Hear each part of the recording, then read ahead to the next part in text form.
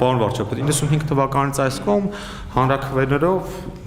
երբ որ փոխվել է, ընդունվել է սահմանությունը այնուհետև փոխվել, լեգիտիմության պակաս է մնացել։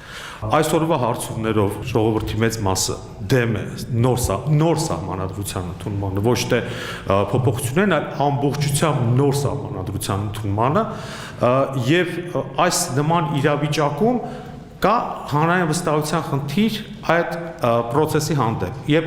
այստեղ ես միշտ սիրում եմ հիշատակել ՏՀԶԿ-ի այն մոտեցումը հանրային վստահության մասին, որ ասում է,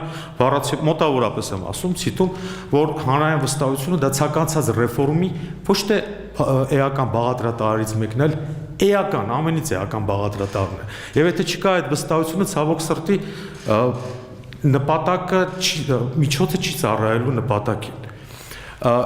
Երկրորդ բանը, ինչպես դուք նշեցիք ու համաձայն եմ, կարծես թե իրավակարգի, այնպիսի իրավակարգ է ձևավորված, որ հասարակությունը այո չի ընկալում իրեն որպես սեփական տեղ, եւ սրա մեծագույն խնդիրը իմ կարծիքով, դրա մասին ես նշել եմ իմ գրավոր դիտարկումների մեջ, դա արդյունավետ կառավարման good governance-ը է, որը թարգմանում ենք արդյունավետ կառավարում, բայց ավելի ճիշտ կլինի դա թարգմանել արդյունավետ եւ արդարացի կառավարում։ Դրա բացակայությունն է։ Կոռուպցիայի դեմ պայքարը, սա որպես փորձագետ եմ ասում, անհնարին է առանց դրա պրոֆիլակտիկայի, որը արդյունավետ կառավարումն է։ Եվ Թալանի հետ բերել այդ ամենը շատ լավ է, բայց դա շատ երկար process է, օրինակի համար Նիգերիայում Աբաչայի Թալանացը, որ կարողացան հետ բերել, դա 20 տարի տևեց։ Ֆուջիմորիին Պերուում, որ կարողացան հետ բերել, դա 5-6 տարի տևեց։ Սուհարտոյին Ինդոնեզիայի նախկին դիկտատորին, որ նրա Թալանացը, որ կարողացան հետ բերել, 20 եւ ավելի տարի տևեց։ Սա երկար process է։ Իսկ դրա այդ ընթացքում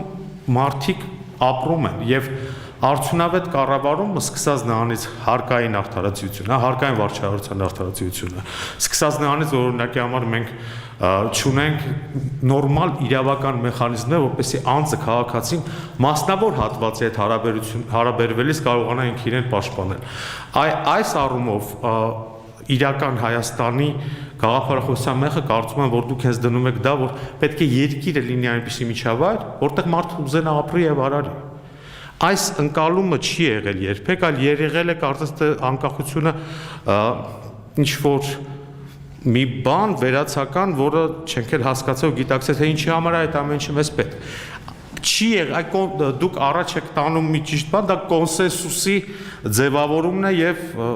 երևի թե այս կան արդեն ժամ։ Պարոն վարչապետ, այսօրվա դրությամբ օրենքները եւ բաները ես կոնկրետ, եթե ասենք կոնկրետ ոլորտներից էլ գիտեմ, ընդունվում են ոչ շահառուի նայեք, պետության խնդիրին չունա բաբաշոմը։ Առաջերտին պայմաններ ստեղծել մարդկանց կրթության, աշխատանքի, ստեղծագործության, ապրելու համար։ Պայմաններ ստեղծել։ Այսինքն դու ինձ պետք է հարցնես պետություն, կառավարություն, քեզ ինչ է խանգարում, որ ապրես, որ կրթվես, որ աշխատես, նոր ասենք օրենք ընդունես, դրանց որ օրենքումա պետք փոփոխությունալ չկա այդ բանը։ Օրենք ընդունում են շահառու հետ առանց շփվելու։ Գալիս է մարդիկ էլ մենակ ձեր անունը գիտեն, դրա համար մի զարմացեք, որ թերթերում ինչ ասում են, ձեր անունն են տալի, որովհետև այն շարքային մարդը, ում հետ հարաբերում է իշխանության ներկայացուցիչ, ձեր անունն է տալի։ Հիմա ես կոնկրետ առաջարկ ունեմ, մեխանիզմ, ես կոնցեպցիան եմ ասում, էլի մեխանիզմ ստեղծելու, որ մարդը պետք է իր բողոքով դիմի կամ առաջարկությունով դիմի պետությանը։ Պետության այն մի պատուհանի սկզբունքը ինքա գցի բանը, խնդիրը, նամակը գցի։ Պետությունը գնաց կամ հարցը լուծում է այդ մարդու, եթե օրենսդրական բանը մի հատ գնա այդ աշխատողը պետության, տեսնում է օրենսդրական բաց է, ոչ թե ասի դե էսա վարչապետն է ոնց օրենք ընդունել դա։ Մի հատ առաջարկություն ուղարկի սա կառավարություն, մի հատ ազգային ժողով, որ այս օրենքում sense абսուրդ բան կա, այս մարդկանց խանգարում է սովորելու, աշխատելու։ Խուդիկյան Հակոբ, ասպիրանտ, պարոն վարչապետ, հարգելի ներկաներ, քաղաքացիներ, թույլ տվեք ողջունել եւ շնորհակալություն հայտնել պարոն վարչապետ այս հանդիպման կազմակերպման համար ոչ ինստիտուցիոնալ քաղաքացիական հասարակության հետ, որը շատ կարևոր է ժողովրդավարական պետության մեջ, ժողովրդավարական process-ի օրգանական իրականացման ֆունկցիոնալիզացիայի տեսանկյունից Թույլ տվեք մի քանի գիտական ակադեմիական թեզեր ուղղել որպես լրացում ձեր հիմնական այն ուղենիշներին, չափանիշներին, որոնք դուք նշեցիք իրական Հայաստան կոնցեպտի շրջանակներում, եթե թարգմանենք ակադեմիական լեզվով, ապա արևմտյան ակադեմիական շրջանակներում իրական Հայաստան կոնցեպտը կարելի է թարգմանել որպես անցում պրիմորդիալիստական, էսենցիալիստական էթնոպետությունից դեպի սոցիալ կոնստրուկտիվիստական հայեցակարգի հիման վրա ստեղծված քաղաքական պետական ազգի մոդելին, որտեղ անհատի ինքնությունը կառուցվում է պետության կողմից ծրագրված եւ ուղղորդված ինքնության քաղաքականության միջոցով, որի շրջանակում սոցիալիզացիայի բոլոր էտապներում քաղաքացու սոցիալիզացիան դաստիարակության խնդիրը պետությունը մեծ իմաստով վերցնում է իր ձեռքը։ Այսպես են աշխատում բոլոր ժողովրդավարական պետությունները, ոչ միայն ժողովրդավարական, փորձելով հասարակության մեջ վերացնել ապակառուցողական եւ բաժանիչ երևույթները եւ ձգտում են հասարակության հոտ զանգվածներին ներգրավել նույն քաղաքական եւ քաղաքացիական մշակույթի շրջանակներում։ Մեծ իմաստով ծանոթ լինելով իրական Հայաստան կոնցեպտին որպես գաղափարախոսություն, կարող ենք ենթադրել կամ ասել, որ այն եւս հետապնդում է Հայաստանի Հանրապետությունը էթնոազգայնական քաղաքական մշակույթից տանել դեպի քաղաքացիական պետական ազգին հարմար քաղաքական մշակույթի կառուցման։ Այս նպատակի իրացման համար, պարոն վարչապետ, բոլոր պետությունները սերտ համագործակցում են իրենց գիտական հանրույթների մեջ, իրենց գիտական հանրույթների հետ։ Տրադիցիոն, համալսարանական, բուհական, այլ ոչ քաղաքացիական հասարակության պսևդոգիտական ուղեղային կենտրոնների կամ կազմակերպությունների հետ։ Մեր համալսարանները օրինակ Երևանի պետական եւ ռուս-հայկական սլավոնական համալսարանները բազմաթիվ հետազոտություններ են իրականացնում հայկական ինքնության մոդելների, տրանսֆորմացիայի, ադապտացիայի, դինամիկայի, կոնֆլիկտի եւ ճգնաժամի հարցերի շուրջ։ Կարելի է ասել, ձևավորվել է գիտնականների նոր դպրոց սոցիալ-հումանիտար գիտությունների ինստիտուտում, որոնք ականջալուր են Հայաստանի Հանրապետության արդի պահանջմունքներին եւ ներքին եւ արտաքին, որոնցից ամենակարևորը մեր գնահատմամբ քաղաքացիական ազգի ստեղծումն է, այն է թե իրական Հայաստանի կոնցեպտի վերջնական ադապտացումը եւ ներմուծումը քաղաքացու գիտակցության եւ ապրելակերպի մեջ։ Պարոն վարչապետ, պաշտոնապես որպես գիտական հանրույթի ներկայացուցիչ ձեզ եմ ուզում ներկայացնել գիտական հանրույթի առջև ծառացած կարևորագույն խնդիրը, այն է պետության աջակցության եւ որպես պատվիրատուի բացակայությունը։ Պատվիրեք գիտական հանրույթներին աշխատել ինքնության էֆեկտիվ քաղաքականության ավարտուն մոդելի ձևավորման վրա եւ պաշտոնապես ես հավաստում եմ, որ առանց սոցիալ-հումանիտար ոլորտի պրոֆեսիոնալների աշխատանքի ուղղակի անհնար է ստանալ էֆեկտիվ ինքնությունների քաղաքականության ռազմավարություն, ինչպես դա արել են մնացած պետությունները, ուղիղ ֆինանսավորելով սեփական բուհական հանրույթները եւ ստացել են ըստ երևույթի հսկայական գիտական ժառանգություն։ Ինչու բաց թողնել սեփական գիտնականների ներուժը, ինչու ներդրումներ չանել երիտասարդ գիտնականների եւ հետազոտողների ներուժի մեջ, չէ՞ որ յուրաքանչյուր պետության լավագույն ներդրումը գիտության մեջ ներդրումն է, առավել եւս երբ այսքան օրակարգային եւ ինստիտուցիոնալ իրական Հայաստանի կոնցեպտին անցումը, որը վերջո կջնջի հասարակության աղճատումը եւ բաժանումը իրար հետ մրցակցող մեծ խմբերի։ Որպես իմ ասացի ապացույց ձեզ եմ ուզում հանձնել, ներկայացնել այս հետազոտությունների ժողովածուն մեր ավագ գիտնականների ղեկավարման ներքո եւ նաեւ իմ հոդվածը նվիրված սոցիալական ինքնության ձևավորման հիմնախնդիրներին հոգաչափ շնորհակալ եմ եւ մեծ հույսով լցված նաեւ գիտական հանրույթի անունից, որ պետությունը եւս կլսի եւ կկայացնի քաղաքական ռազմավարական որոշում աշխատել եւ համագործակցել բուհական հանրույթների հետ։ Կանխավ շնորհակալություն իմ եւ գիտական հանրույթի անունից։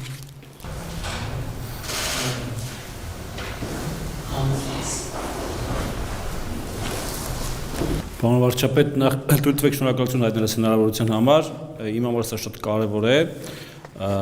անվտանգության ոլորտի որպես ուսումնասիրող, հետազոտող շատ կարևոր է սա հանդիպումը, ինքնին նմանատիպ հանդիպումները իրենք ալգորիթմային առումով, արժեքաբանության առումով շատ կարևոր բան են նշանակում։ Ես առաջին իսկ պահից, երբ որ դուք հայտարարել եք իրական Հայաստանի գաղափարախոսությունը, անդադար նայում եմ, հետազոտում եմ, կարդում եմ, փորձում եմ կապել ձեր նախորդ ելույթների հետ, դեռ 18 թվականից ձեր շատ ու շատ թեզային ելույթներ իմ համար այսպես հետազոտության թեմա են եղել, անվտանգության դիտանկյունից եմ միայն ասում, Կարելի է շատ խոսել, թե իրական Հայաստանի գաղափարախոսությունը ինչ է։ Կարելի է այն անվանել Հայաստանի Հանրապետության պետականության տեսական հիմնավորման ինչ որ փորձ, քննարկում եւ այլն։ Բայց ես այստեղ նստած մի նոր բան ընդգծեցի իմ համար, որ մենք փաստացի ձեր օգնությամբ դուք առաջ եք քաշում ստրկատիրական մտածելակերպից դուրս գալու ճանապարհը, սուբյեկտ դառնալու ճանապարհը, առանձին սուբյեկտ իրավունք ունեցող, բայց անգամ դա ես այսպես կբնորոշեի։ Մենք ցավոք սրտի ձեր նշած ժամանակահատվածում այս նախորդ կարմրացած տեքստը որ նայում ենք, մենք կայսրությունների պատճառով որոշման իրավունքի հավատքն ենք կորցրել, պարոն վարչապետ։ Մենք միգուցե եւ ստացել ենք այդ որոշում կայացնելու իրավունքը, բայց հավատքը չենք ստացել։ Ոչ մեկի համար գաղտնիք չի, որ նախորդ տարիներին մարդկանց նույնիսկ գնում էին ընտրությունների, ասում էին մեկ ընտրենք, չընտրենք, մեզից կախված չի ոչ մի բան։ Ընտրենք, չընտրենք, բան չի կախված։ Դուք հիմա սրանով փորձում եք մեր հետ հավատքը տալ, այդ իրավունքի հավատքը, որ մենք իրավունքը ունենք, բայց հավատքը չունենք։ Ես իհարկե այս ամբողջ այս թեզի վերաբերյալ ձեր ելույթների վերաբերյալ ունեմ մի քանի հետաքրքիր առաջարկ, որոնք հիմա չեմ ասի, հուսով եմ այս քննարկումները կշարունակվեն, մենք առիթ կունենանք դեռ առարկայացնել եւ այո ակադեմիական որոշակի չափումների բերել նաեւ այս ամեն ինչը հետազոտել եմ Ֆինլանդիայի օրինակը, Սինգապուրի օրինակը, փոքր պետությունների, որոնք շատ դժվար ճանապարհով են անցել եւ այդ սխալվելու եւ չսխալվելու իրավունքը ձեռք բերելու ճանապարհը շատ փշոտ ճանապարհ է։ Այսքանը ես զինվորական եմ, փորձել եմ տեղավորում 3 րոպեի մեջ, շատ շնորհակալություն, նորից եմ ասում իմ համար անձամբ շատ կարևոր է հանդիպումը, ուզում եմ ձեզ շնորհակալություն ասեմ եւ մեր Լեոնարդին Պողոսյան, շատ շնորհալի երիտասարդ, ով այդ իդեան քննարկում ենք մի վայրկյանի ընթացքում իրար հետ, իրականում շատ լավ երիտասարդ է եւ ընդհանրապես երիտեւը շատ լավ երիտասարդներ են աճում եւ նախանձելի, պարոն վարչապետ։ Շնորհակալ եմ այս ավերի համար, հուսով եմ սա շարունակական կլինի, կան որոշակի առաջարկներ ակադեմիական դաշտ բերելու այս ամեն ինչը։ Շնորհակալ եմ։ Համեցեք։ Ողջույն մեծարգո պարոն վարչապետ, նախ թույլ տվեք շնորհակալություն հայտնել ձեզ նման հանդիպման եւ հնարավորության համար։ Պարոն վարչապետ, նոր սահմանադրության ընդունման ռազմավարական նպատակը ինչ կերպով է իր մեջ պարունակում իրական Հայաստանի գաղափարախոսությունը, եթե կարելի է մասնավորապես քաղաքական, տնտեսական եւ մշակութային տեսանկյուններից։ Շնորհակալություն։ Դուք նշեցիք, որ process-ի ժողովրդի մեծ մասը դեմ է։ Ես չեմ ժխտելու։ Ես գիտեք, այդ բանավեճի մեջ չմտնելու համար, որ ես հայտարարեցի, որ զրոյական կետ եմ համարում։ Ես ավելին եմ ասում, ավելի հեռուն եմ գնում, ասում եմ ոչ միայն դուք ասում եք ժողովրդի մեծ մասը դեմ է, ես ասում եմ այս իդեայի գաղափարի կողմնակիցների թիվը համարում եմ 0։ Հավարում եմ 0 եւ process-ը հենց այդտեղից է սկսում, որ այդ էլի հին բանաձևերից, որ օգտագործել եմ 1+1-ի տրամաբանությամբ։ Ես ինձ դիրքավորում եմ որպես ոչ թե առաջին, այլ մեկ կողմնակից այս գաղափարի եւ այդ դիրքից եմ ես խոսում եւ այս process-ը հենց դրա համար է ավելանում այդ համախոհների թիվը, թե չի ավելանում։ Որովհետև տեսեք, այստեղ շատ կարևոր մի բան կա, որը մարդիկ երբեմն բաց են թողում տեսադաշտից։ Աբսուրդ կլինի, եթե մեր կառավարությունը ասելով, որ գիտեք ինչ, նախկինում սահմանադրությունները, որ ընդունվել են մի քիչ ընկալում են եղել, որ ժողովուրդը չի քվեարկել, փորձի նույն ճանապարհով բերի նույն իրավիճակը։ Դա աբսուրդ կլինի, ընդհանրապես անհեթեթություն կլինի, հասկանում եք։ Հենց այդ է, որ մենք պետք է արձանագրենք, իհարկե այդ մասնագետները կասեն, թե շեմը նոր սահմանադրության ինչպիսին է լինում, լավագույն առաջադեմ փորձը, բայց մարդը պետք է գնա, ես հենց այդ եմ ասում, մարդը պետք է գնա, էլ եմ ասում, թիվը ինչքան ընտրողների 50+1%-ը, թե քանի տոկոս պետք է դա տեղի ունենա։ Ինչ ուզ կառավարությունը ինչքան էլ ասի, կառավարության գործը հենց առաջարկելն է եւ ասելը իր կարծիքով ինչ պետք է անեն մարդիկ։ Մարդիկ այ ընդդիմություն տարբեր քարոզչություններ կլինեն եւ մարդիկ կորոշեն։ Ես եմ ուզում, ես ուզում եմ այս մի բանը շատ հստակ լինի։ Այդ այդքան ֆունդամենտալ բանը մեզ համար, որ մենք համադրության ընտրությունների մի ձայնի կեղծիքի մենք չենք գնա։ Դա բացառված բան է, որովհետև դա աբսուրդ է։ Հետևաբար այս ընդունելով ձեր ասածը, ես ավելին եմ գնում, ասում եմ 0-0 է կողմնակիցների թիվը, եւ այս քննարկումը նաեւ պետքա օրգանական կապը ստեղծի։ Մենակ մարդը ոնց քվեարկի որոշի։ Պետքա օրգանական կապ ձևավորվի, որ ինքը պետքա զգա սա նախագծի փուլից, մարդը իրավաբան չի, իրան մասնագիտական նյուանսների մեջ մենք բնականաբար պետք չի մտցնել, բայց ինքը պետքա զգա քաղաքական process-ը, ինքը թեզերի մակարդակով պետքա հասկանա բանավեճին հետևելով եւ ինքը իր մեջ որոշի, ինքը դրա կողմնակիցն է, թե դրա կողմնակիցը չի։ Ես համաձայն եմ այն ձևակերպման հետ, որ ասվեց, որ այս գաղափարախոսության իրական ամենակարևոր դրույթներից մեկը այն է Հայաստանի Հանրապետության ֆունկցիոնալ նշանակությունը։ Ինչի համար է Հայաստանի Հանրապետությունը։ Տեսեք, մենք այդ ֆորպոստի խոսույթը միշտ եղել է մեր իրականության մեջ, բայց ես ուզում եմ մի նյուանսի մասին ասեմ։ Մենք այդ ֆորպոստի խոսույթը միշտ կապել ենք ուրիշների հետ։ Բայց Հայաստանի Հանրապետությունը մեզ համար էլ է ֆորպոստ եղել։ Մեզ համար էլ է ֆորպոստ եղել, որովհետև դա հենց այն չի, այնտեղը չի։ Հայաստանի Հանրապետությունը մեզ համար նպատակ չի եղել։ Հայաստանի Հանրապետությունը մեզ համար ֆորպոստ է եղել ինչ որ այլ նպատակների հասնելու ավելի մեծ, ավելի կարևոր, ավելի սիրելի նպատակի հասնելու համար։ Ֆունդամենտալ ինձ համար էլ է ժողովուրդ ջան տենց եղել։ Այսինքն ես որ ասում եմ մեզ համար, հանկարծ այս անընդհատ ուզում եմ շեշտեմ։ Սա մեզ համար, ինձ համար, բոլորիս համար։ Մենք այդ ընկալման մեջ ենք եղել։ Մենք չենք կարող ժխտել եւ դա մեր պատմության մասն է, այո։ Հենց ֆունդամենտալ փոփոխություններն է, որ դուք ֆունդամենտալ մարդը ուզում է ապրի, մարդը ուզում է ապրի եւ պետք չի դրա մեջ տեսնել ապազգային բան, որտեղ մարդը ուզում է ապրի, հասկանում եք։ Եվ այս շատ էական հանգամանք է, որ Հայաստանի Հանրապետությունը, Հայաստանի Հանրապետության քաղաքացու բարեկեցությունը ապահովելու համար այն բռնման, որ բարեկեցության մեջ մտնում է անվտանգությունը, մտնում է ժողովրդավարությունը, ազատությունը, օրինականությունը, կենցաղային բարեկեցությունը եւ այլն եւ այսպես շարունակ։ Եվ հա? Այո, մնացածը ես թվարկումը սպառիչ չի, որտեղ առանց good governance-ի այդ ամեն ինչ չի լինի։ Ժողովրդավարական երկիր չենք։ Գիտեք, ես ձեզ ժողովրդական կամ Այո, ես դրա հետ էլ չեմ վիճելու։ Ժողովրդավարությունը 5 տարի օրինական շեփված Ես համաձայն եմ ձեզ հետ, բայց հիմա ես ուրիշ բան եմ ուզում ձեզ ցույց տալ եւ այդ իմ ընկալումն է, այդ նաեւ սրա պատճառը, որ ես ձեր ասածը զգալով է, որ X պահի այդ տեսեք, այսօր 3:22:49, 12:53, 10 դուք ստեղ ոչ մի հատ չպատասխանած նամակ չեք գտնի։ Սա քաղաքացիների նամակներ են, որոնք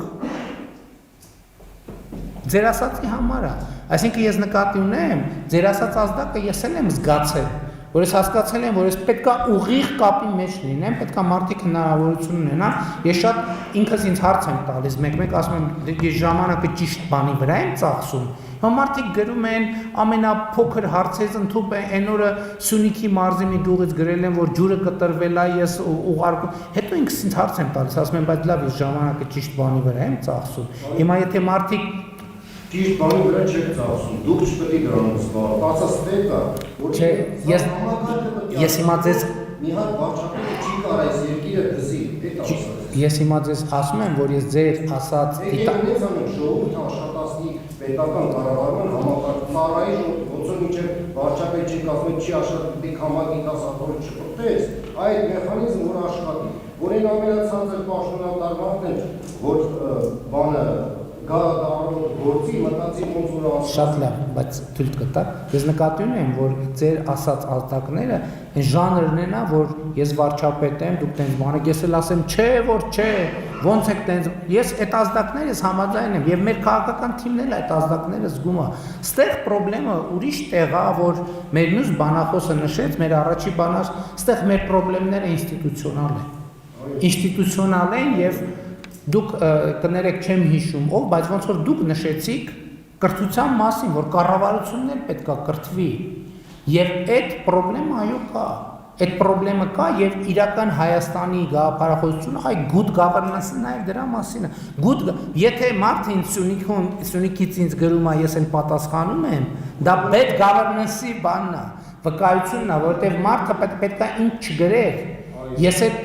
դες դրա համար եմ ասում, ես ճիշտ գործով եմ զբաղվում, թե սխալ, ես սխալ գործով եմ զբաղվում, որովհետև երբ որ ես այդ թեմայով զբաղվում եմ, ոչ թե ես, այլ վարչապետ այդ թեմայով զբաղվում, դա վատ կառավարման հետևանք է, բայց մյուս կողմից էլ ես հիմա ինչ որ առումով, բանով, տենց ենթագիտակցության զգում եմ, որ ես վաղը մյուս օրը միտեղ եմ գնալու, երբ որ ձեր նման մի հարգարժան քաղաքացի ինձ ասելու է, գիտես, ինձ սենց պրոբլեմ կա, ինձ էլ պետք է որ ապացուցել, որ ես գիտեմ, որ տենց պրոբլեմ կա,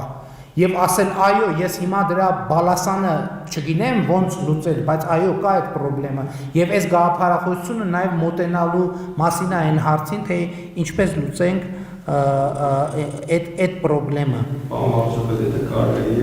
այստեղ նաև խոսում ենք մերիտոկրատիայի մասին, որ նույն Սյունիքի մարզի ուղղապետն աշտում է քաղաքապետը, բայց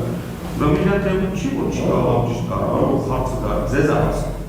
Շատ դեպքերում դա ներողություն եմ խնդրում, թե կարա ուրիշ խնդրեմ ունի, որը իհարկե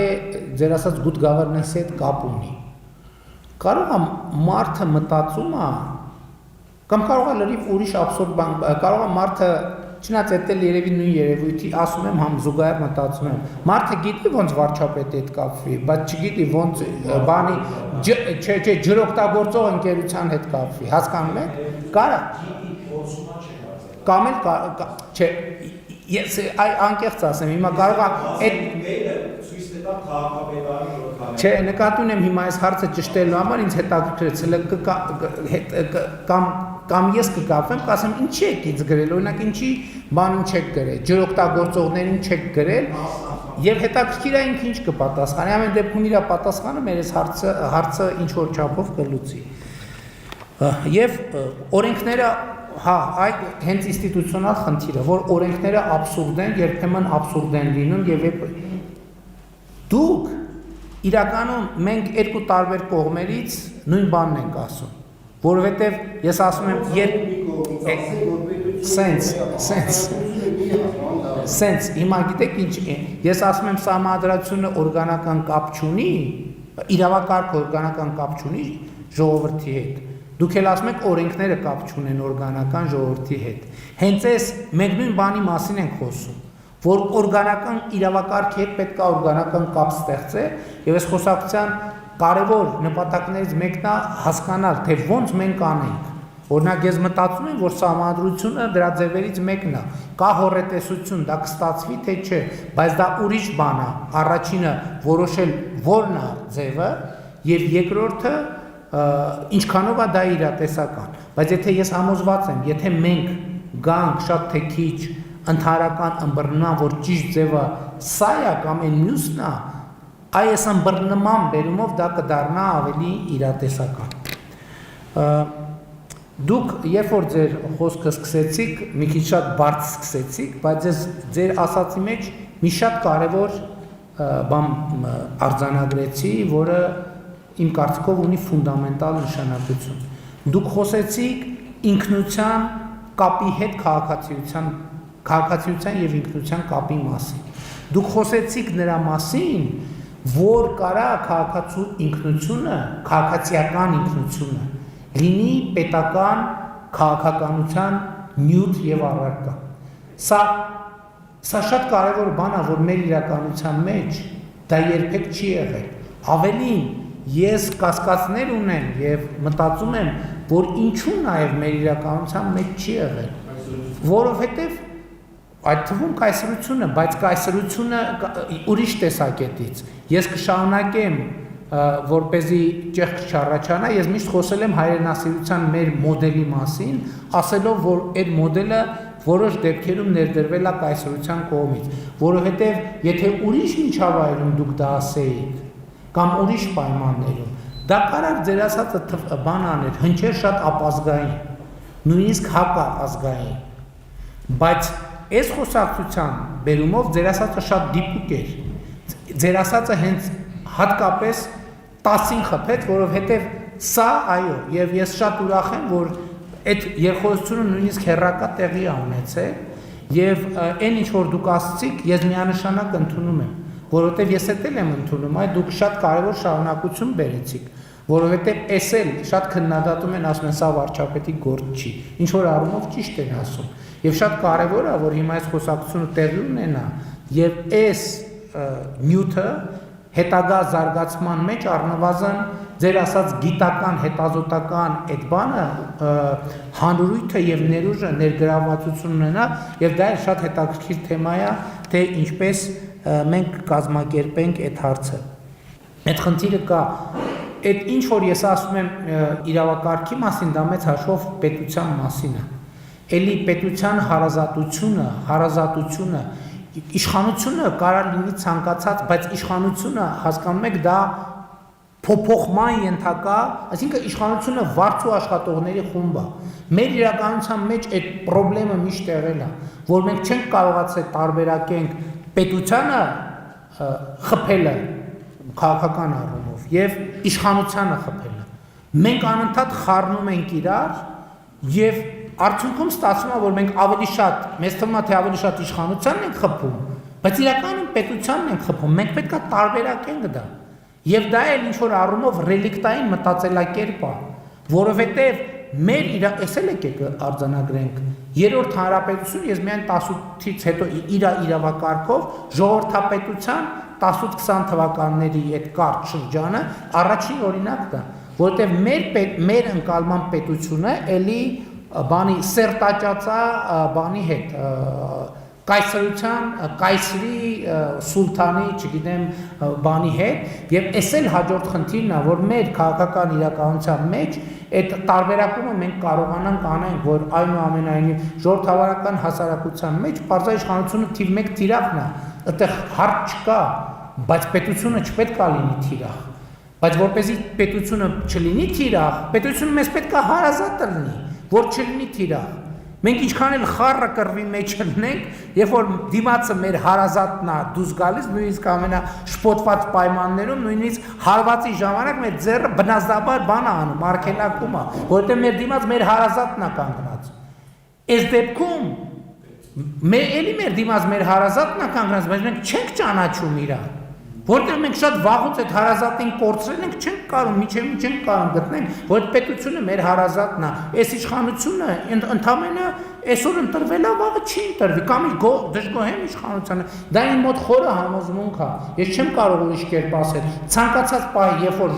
ես ընդ որում ուշադրություն դարձեք, ես երբեք չեմ ասում, ընտրությունները այ կգան, ընտրություն, ես ասում եմ ժողովուրդը ցանկացած պահի որ ուզենա իշխանափոխություն փոխի կար ցանկացած պահի կանի եւ մենք դա պրակտիկայում ապացուցել ենք համեցեք Հովսեփյան Հայկ իրավաբան Պարոն վարչապետ եվրոպական բոլոր դատարանները իրենց վճիռները որ կայացնում են Հայաստանի Հանրապետության կամ ընդհանրապես կայացնում են իրավունքի խախտման վերաբերյալ եւ ոչ թե օրենքի խախտման վերաբերյալ մեզ մոտ տեղի է ունենում հակառակ process-ը Օրենքն է ծնում իրավունք եւ ոչ թե իրավունքը օրենք։ Երբ որ օրենքի տրամաբանությունը փոխվեց եւ իրավունքը ծնեց օրենք, այդ անվստահությունը ժողովրդի կվերանա։ Երկրորդ հարցը, որ կցանկանային խոսել գաղափարախոսությունից, ցանկացած գաղափարախոսություն հիմնավորվում է ռազմավարությամբ։ Մինչդեռ նույնիսկ այսօրվա կառավարությունը ներկայացված գաղափարախոսությանը հակառակ որոշումներ է կայացնում։ Այսինքն դա չի բխում քաղաքացու իրավունքից, հետևաբար եւ առաջանում է այդ անվստահությունը, որը ձևավորվում է հանրության մոտ։ Հիմա անդրադառնանք նոր ընդունվող սահմանադրությանը։ Ես միանշանակ կողմ եմ, որ նոր սահմանադրություն ընդունվի, որովհետև ներկա սահմանադրության մեջ բացակայում են հակակշիռների եւ զսպումների մեխանիզմները։ Ընդհանրապես որևէ հակակշիռ զսպում իշխանությունների ճյուղերի մեջ գրեթե գոյություն չունի։ Հետևաբար առաջին հերթին պետք է երկու հարց լուծել նոր սահմանադրությամբ։ Դա սկզբունքն է, թե մի քանի սկզբունքների թե ինչ սկզբունքով է ձևավորվելու սահմանադրության հիմնական դրույթները, եւ երկրորդը, որ իրավունքը ծնի օրենքը եւ ոչ թե հակառակը։ Այդ ժամանակ մարդու իրավունքները կլինեն առաջնայինը, ոնց որ գաղափարախոսության մեջ ներկայացված է։ Ես չեմ ուզում մանրամասնել կոնկրետ օրինակներով, դրանք շատ են, բայց ամեն դեպքում այս բոլոր նկատառումները գաղափարախոսության հետ կապված պետք է նկատի ունենալ։ Շնորհակալություն։ Համեցեք։ Շնորհակալություն, Շուշան Ազատյան, իրանագետ, լեզվաբան, Իրանում Հայաստանի անկախությունից հետո իր դիսերտացիան պաշտպանած երրորդ եւ միակ կին ներկայացուցիչը, ինքնազարգացման, ինքնակրթության եւ ֆորմալ կրթության երկար ճանապարհ անցած մարդ։ Նախ հարգարժան պարոն վարչապետ, ցանկանում եմ շնորհակալություն հայտնել այս հնարավորությունը մեզ ընձեռելու համար եւ քաղաքացիների կարծիքը լսելու պատրաստակամության համար։ Այսօր ես չեմ խոսելու նախագծի արտաքին քաղաքականության մասով կամ հայ-իրանական հարաբերությունների մասով։ Այսօր ես շատ պարզ ձևով խոսելու եմ շատ պարզ եւ կարեւոր մեկ այլ թեմատիկայի մասին։ Տեսլակատում նշվում է, որ այն պետք է արտահայտվի պետական հանրային կյանքի բոլոր ոլորտներում, պետական քաղաքականություններն ուղղված պետք է լինեն մարդուն անհրաժեշտ կրթությամբ, հմտություններով, կարողություններով, գիտելիքով օժտելուն, մարդու տաղանդը զարգացնելուն եւ դրա իրացման համար անհրաժեշտ հնարավորություններ ու միջավայր ձևավորելուն։ Այստեղ ուզում եմ շեշտը դնել միջավայր ձևավորելու վրա։ Ես այսօր չեմ խոսելու հոգատար միջավայրի մասին, թույլ տվեք հոգատար միջավայրի մասին երազել եւ կխոսեմ ավելի շատ առողջ միջավայր ձևավորելու մասին։ Առողջ միջավայր ձևավորելու համար, եթե թույլ կտաք, ես ներկայացնեմ որոշակի ճանապարհներ, շատ պարզ ճանապարհներ, պրակտիկ մոտեցումներ, ինչպես կարելի է հասնել առողջ միջավայրի։ Առաջինը կարևոր եմ համարում, որ մարդիկ զբաղվեն ինքնակրթությամբ։ Պարոն վարչապետ, ինքնազարգացմամբ, ներողություն եմ խնդրում, ինքնազարգացմամբ։ Այսօր մեր ուսումնական հաստատություններում եւ պետական համակարգում աշխատում են մարդիկ, երկար տարիներ աշխատած մարդիկ, գուցեև հմտացած իրենց աշխատանքում, սակայն շատ լճացած վիճակում եւ մարդիկ չեն ցանկանում դուրս գալ իրենց հարմարավետության գոտուց, իսկ բոլոր նորարարությունները եւ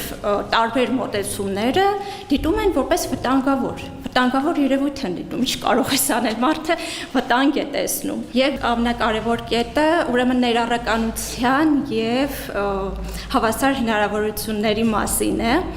Հավասար հնարավորությունները եւ ներառականությունը, երբ որ դրանց մասին մտածում ես, տանում են դեպի կոռուպցիա եւ բարեվարկություն։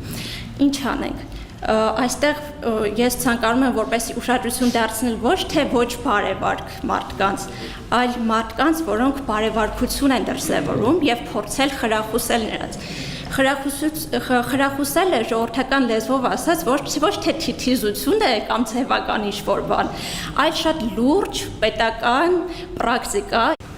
Նախ պարոն վարչապետ ներկայանամ, անունս Արման Ազգանն Սմբացյան, ներկայացնում եմ Գեղարքունիքի մարզի Լիշ գյուղը։ Ասեմ խնդիրներ հենց գյուղերի հետ կապված, հիմնականը որ վերաբերում է մարդկանց առօրյային։ Մարդկանց մոտ իրավագիտակցությունը շատ թույլ զարգացած է։ Դուք որպես վարչապետ, երկրի ղեկավար, ինչու՞ չէ նաև մեր երկիրը, Հայաստան Հանրապետությունը, մեր ընտանիքն է, որպես ընտանիքի ղեկավար։ Ինչպիսի մոդելներ կառաջարկեք, որպեսզի մարդկանց իրավագիտակցությունը բարձրացնենք մենք։ Ես մոդելներից մեկը, եթե թույլ տաք, ասեմ, զեկույց ունեմ, մոդելներից մեկը պետքա նախ, եթե մենք խոսում ենք ժողովրդավարությունից մոտենում ենք Եվրոպայում օրինակ ուսումը, եթե երեխաները դպրոցում սովորում են, իրանք ինքնակրթվելու կամ կրթվելու համար իրանք վճարումներ են ստանում պետությունից, բայց մենք ճիշտ է մեր ուսումը անվճար է, բայց մենք ենք վճարում պետության ուսումը անելու համար։ Երկրորդը, նախ հիմնականը ժողովրդի համար զուտ տարիքային առումով ասեմ 50-ից եւ ավել մարդիկ ուզում են փորձում են աշխատել, բայց գալիս ասում են իրանց տարիքային շեմը, ասում են վեր քո տարիքը լրացել է, դու պետքա գնաս թոշակի։ Որը որ չեմ ընդունում, եթե մենք գնում ենք Եվրոպա, մենք պետքա նախ մոդելները, ռեսուրսները ստեղծենք, թե ֆինանսապես եւ թե զուտ մեր գործընկերներից մեկը ճիշտ ասեց, ուղեղային ինստիտուտներ։ Մենք պետքա մեր կառավարությունը ավելի շուտ դուք, պարոն վարչապետ, հետևողական լինեք, նախաբուական եւ բուական հաստատությունները շրջած կատարեք, երբ որ մարդիկ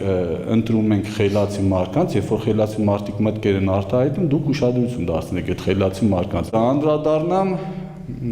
իրական Հայաստանի նախագծի։ Այո, ես պատիվ ունեմ, իսկականից պատիվ ունեմ, որ ներկա եմ գտնվում քննարկմանը, մինչև իրական նախագծի քննարկումը նախ որ դուք ասեցիք ի հայտ չի եկել Հայաստան Հանրապետության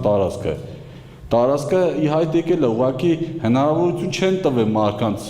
սենց մտերմիկ զրույց անեն։ Իրանք որոշել են, իրանք արել են ու վերջում եզրահանգման ունեք, ասել են էսի սենց պետք է լինի, բայց դուք հնարավորություն եք տալիս, որի համար խորապես շնորհակալություն եմ հայտնում։ Ներկայանամ, ես Արտակ Աղասյանն եմ, նախ շնորհակալություն եմ ուզում հայտնեմ պարոն վարչապետ հնարավորության համար, սենց անմիջական քննարկման եւ կուզեի տնտեսական բաղադրիչի մասին խոսել, հա, նախ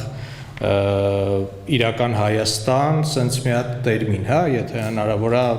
ներառել որպես առաջարկ։ Տվյալ դեպքում ես իրական աշխատավարձի մասին կուզեմ խոսել, կապված եկամտահարկի հետ։ Նախ ովքեր որ վերցրեցին, հա, բնակարանները Երևանում անցած տարվա դրությամբ մոտակա օրինակ վերցնենք, անցած տարի են վերցրել, մոտակա 19 տարին աշխատելու դեպքում իրենք պետությունից ստանալու են իրենց գումարը, մասնավորապես ով որ օրինակ 1973 թվականից եւ ավելի ներքևածնունդը ինքը ամբողջապես իր աշխատավարձը ստանում է։ 74-ից այս կողմ, տվյալ դեպքում մերի ենթախումբը օրինակի համար միայն 5%-ն է պահվում պարտադիր կուտակային, մնացածը էլի ովքեր որ վերցրել են, ստանում են իրենց աշխատավարձի գերակշիռ մասը։ Ես ճիշտն ասած անցած, չեմ հիշում կամ նախանցած տարի ԵՊՀ շրջանավարտեմ, գնացի ԵՊՀ կրթական մասով, որպեսզի դիմեմ ասպիրանտուրայի համար, եւ պարզվեց, որ այնտեղ ինչ-որ մասնագիտությունների սահմանափակում կա։ Ես երկրորդ մասնագիտությամբ քաղաքագետ եմ, կոնկրետ մեր ֆակուլտետը չէր մտնում, որպեսզի մենք կարողանանք եկամտահարկի միջոցով վճարովի ընդունվել, դիմել, այսինքն նախ դիմել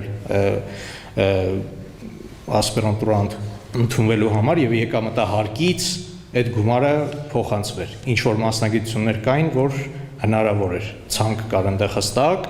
որ որոշ մասնագիտությունների դեպքում հնարավորություն կար, որպեսզի եկամտահարկից փոխանցվի, այսինքն կրթական բաղադրիչի համար, էլի, այդ բացը կուզեի նշեի, եւ իրական աշխատավարձի մասով, եթե հնարավոր է, հա, այսինքն ովքեր որ փաստացի արդեն անցած տարվա դրությամբ չեն վերցրել, այս տարվանից մարզերում կա, դիցուկ վերցնենք, ես սիրում եմ իմ վրա օրինակը բերել, ասենք թե ես մարզերում էլ չեմ վերցնելու բնակարան, այսինքն այդ եկամտահարկը ինչ որ մի տարվանից առհասարակ դադարելու է, ինչ որ տարբերակ, եթե չգիտեմ ազգային ժողովում են սկզբում այդ քննարկումները լինելու կամ կառավարությունը պետք է սկզբից քննարկի հետո ներկայացնի ազգային ժողով, ինչ որ սոցիալական երաշխիքների ձևով տարիքային ինչ որ շեմ սահմանել, օրինակ, ասենք 40 եւ ավելի տարիքի մարդկանց, որոնք օրինակի համար կարող են արդեն 20 տարի,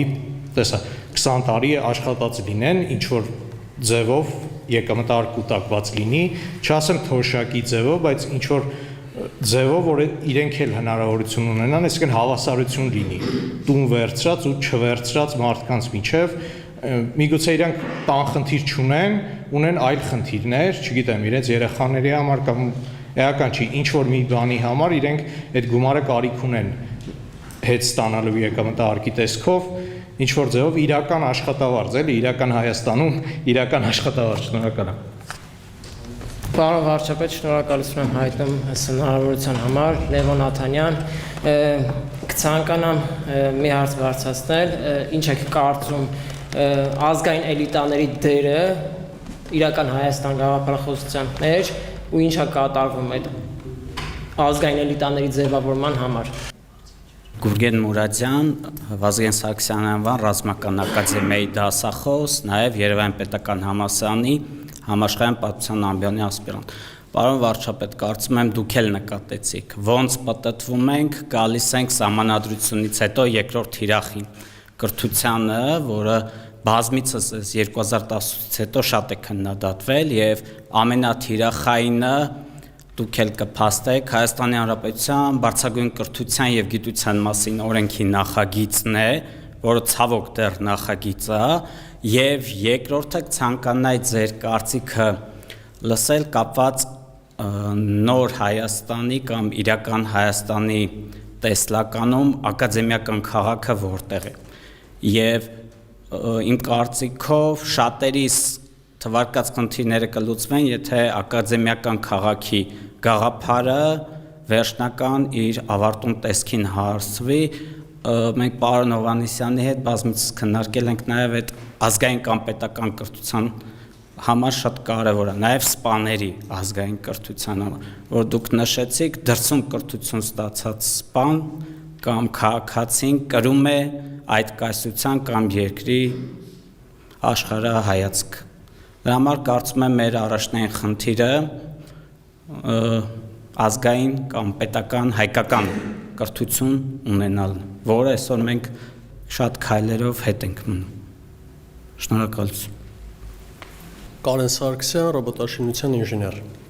Պարոն վարչապետ, ձեր կարծիքով բարձր տեխնոլոգիական ոլորտի զարգացումը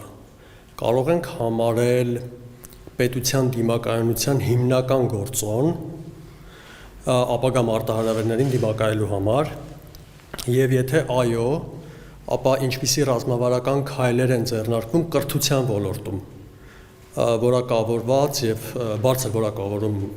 ունեցող մասնագետների պատրաստելու համար։ Շնորհակալություն։ Հարգելի վարչապետ, պարոնագիր տիկնիկ, Արտակ Ասատրյան, երաժիշտ դասախոս։ Հարցերս իմ բնագավառից են, մշակույթից,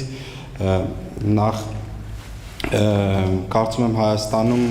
ապրող եւ գործող այնպիսի մշակույթի գործիչների բանակ կա, որ ներքին շուկան չի բավականացնում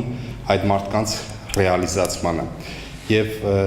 պետական մակարդակով տարիներ առաջ ես նաեւ պատրաստել եմ նյութ առաջարկություն ներկայացրեցի մշակույթի նախարարություն, բայց կարծում եմ այն ժամանակ հավանաբար ռեսուրսների բացակայության եւ առաջնային մարդկային ռեսուրսների բացակայության պատճառով դա իրագործելի չէր։ Հարցս կրկնեմ այսօր։ Պետական մակարդակով կարող է նաեւ լինել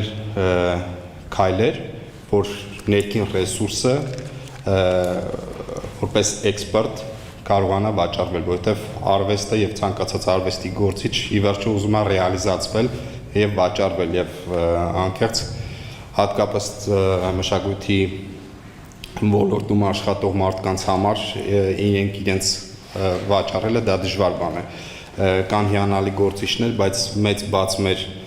մշակույթի իրականության մեջ, որ չկա մենեջմենթի դպրոց։ Եվ մարդիկ ամեն կերպ ուզում են մենեջեր գտնեն արտերկրում եւ այսպես որոշները հաջողում են, մեծ մասը ոչ։ Հարցս նաև հետեւյալն էր, պետական մակարդակով նախարարությունը կարող է առանձնացնել մի մասնաբաժին, որը բացառապես կզբաղվի մշակույթի գործիչների մենեջմենթով։ Շնորհակալություն։ Ողջույն, պարոն վարչապետ, շնորհակալություն այս ֆորմատի համար։ Կասպարյան Կարեն, տեղեկատվական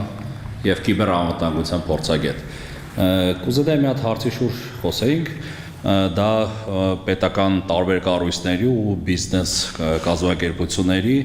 այդ պատասխանատվության զգացմունքի վերաբերյալ այդ անհատական տվյալների օրինակ, այսինքն պարբերաբար, չգիտեմ, ինչ-որ հակերական գրողներ ա լինում, արտահոսք ա լինում, բայց լավագույն դեպքում հնչում է շատ ներողություն օրինակի համար, այսինքն չկա հստակ պատասխանատվություն ու պատիժներ, որտեղ աշխարհում կա այդ փորձը արդեն, բազմաթիվ պետություններ ներդրել են այդ մոդելները, ընդհանուր միշտ օրինակ բիզնեսի համար տարեկան այդ եկամուտի օրինակ ինչ-որ տոկոսով, այսինքն պետքա պատժվեն, որ սկսեն արդեն այդ պատասխանատվության զգացմունքը արդեն ձևավորել։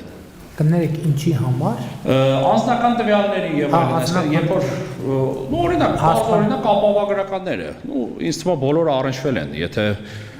միտեղ օրինակ աշխատում են որևէ մի կազմակերպության հետ մեկ էլ տենում են բոլորը զուգահեռ սկսում են զանգել ինչ որ հարցեր տալ գնային առաջարկ այսինքն նշանակում է արտահոսք կա տոտալ արտահոսք կա անձնական տվյալների Շնորհակալություն հնարավորության համար սահմանադրության հետ կապված սահմանադրությունը եւ պետությունը կայանալու համար մի քանի կարևոր առաջնահերթություն պիտի լինի։ Սահմանադրությունը մայր օրենք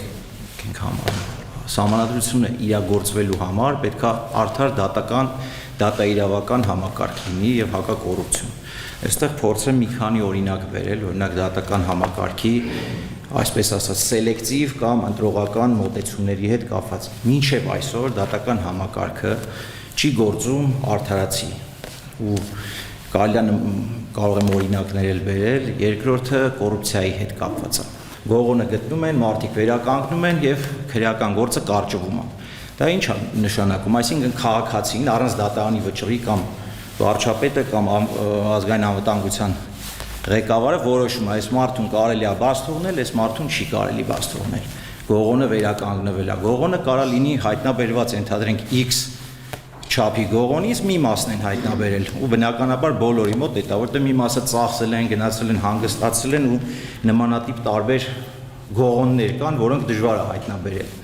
Դատական համակարգի հետ կապված, եթե անհրաժեշտություն կլինի, մի քանի օրինակ կարող եմ ներկայացնել, որ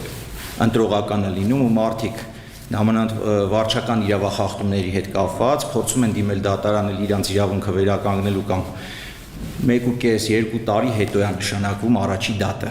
բազմաթիվ դեպքեր կան։ Այսինքն մենք չունենք անհրաժեշտ քանակի դատավորներ, ընդ որում անաչառ դատավորներ, մարդիկ կան, որոնց հոդվածը ավելի քիչ է, քան գտնվում են նախնական կալանքի տակ, ու նմանատիպ բազմաթիվ օրինակներ կարելի է բերել սելեկտիվ կամ ընտրողական արդարադատության,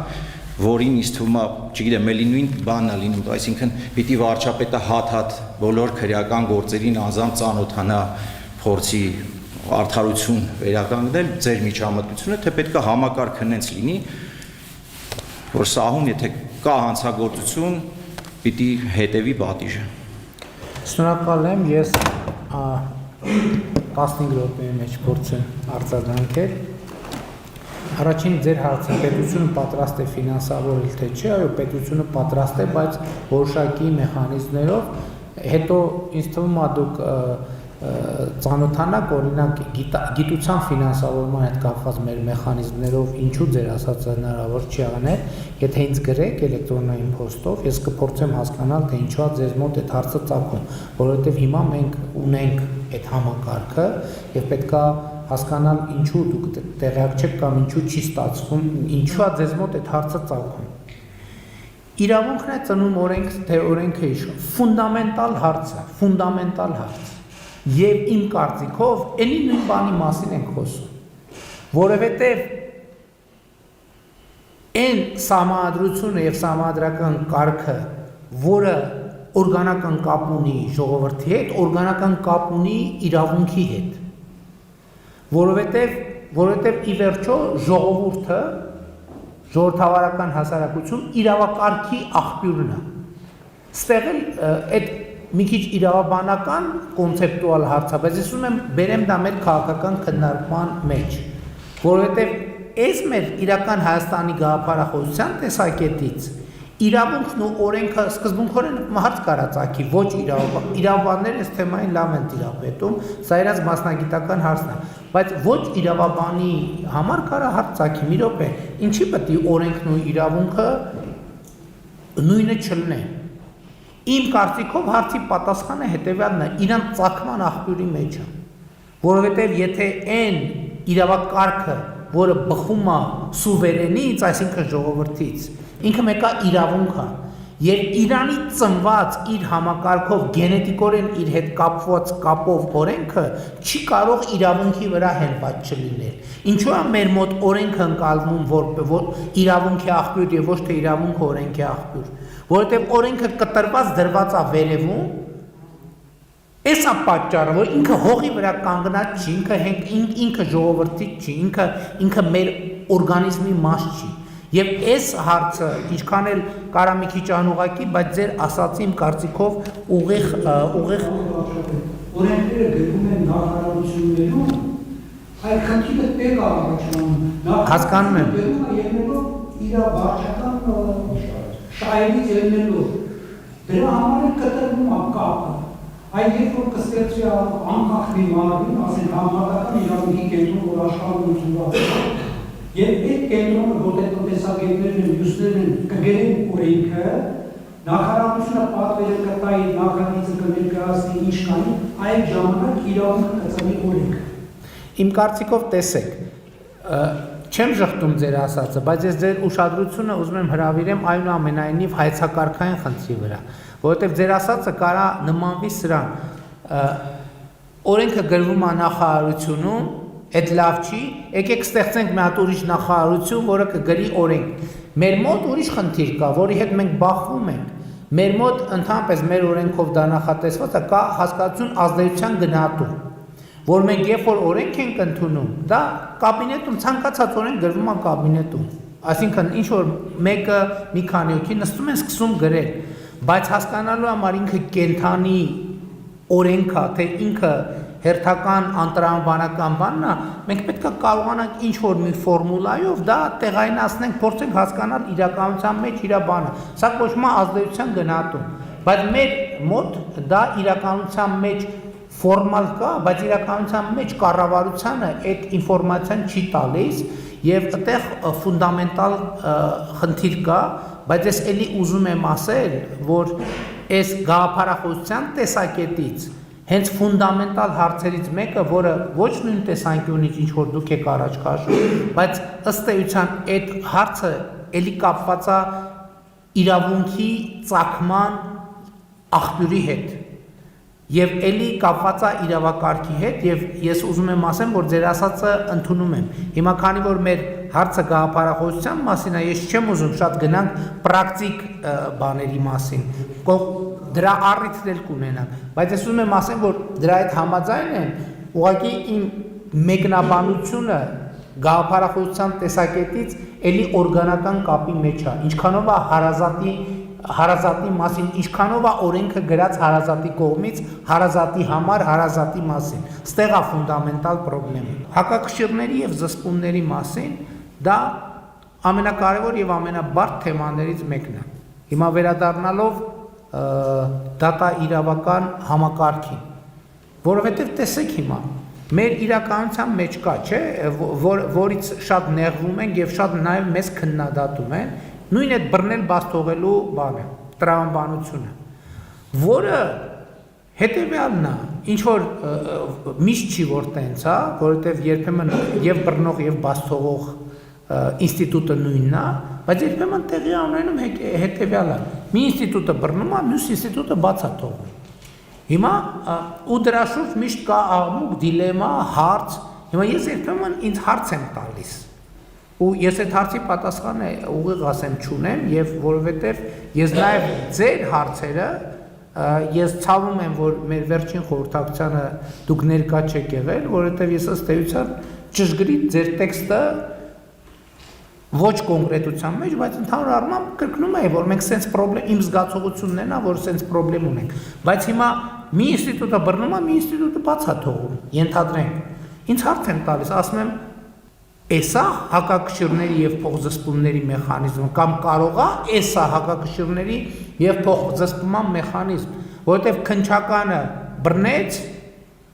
դատարանը բաց թողեց։ Հիմա ես ուզում եմ հասկանամ, սա անարդար դատավարության վկայությունը, թե հակակշիռների եւ փոխզսպումների համակարգի առնվազն սահմանավորման վկայությունը։ Եվ ես ուզում եմ ասեմ, որ շատ դժվար է ինձ համար էլ շատ դժվար է, որովհետև երբեմն կան գործընկերներ եւ մարդիկ, ովքեր ասում են, որ սա այո ճիշտ է, հակակշռի եւ փոխզսպման մեխանիզմը այսպեսին պետք է լինի, եւ կան մարդիկ, ովքեր ասում են եւ այս երկրորդ մեր քաղաքացիները ավելի շատ են, ովքեր ասում են, այս ձեռեք առնում ես ձեռեք առնում ես, այսքան եկակ, բա ուր է արդարությունը, բա այս ինչի նստած չի, ինչի նստած չի կամ այն մեկը ինչի։ Սա էլի շատ լուրջ պրոբլեմ է, որտեղ էլի գաղափարախոսությունը կապ ունի եւ նաեւ կապ ունի, ես ձեր հարցին անդրադառնալով կհասնեմ, հələ ձեր հարցը վերջում է, ձեր հարցին հələ կանդրադառնամ, բայց սրանք նորից հարց են։ Ես ձեր հարցի հետ կապված մեր գաղափարախոսության հետ առնչվող մենակ մի դիտարկում ունեմ, որի մասին էլ եմ խոսել։ Հայ իրանական, հայ թուրքական, հայ ռուսական, հայ վրացական,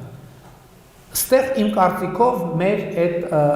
պետություն եւ արտապետություն ընկալումները արտահայտվում է։ Որտեւ ես էլ եմ այդ նույն կերպ ասում, ես նեն չի որ, չնայած ես հիմա փորձում եմ իմ խոսույթում դա փոխել, իմ մոտ անդադ հարց է ծագում, ինչի ենք մենք ասում հայ իրանական եւ ինչի չենք ասում Հայաստան-Իրան,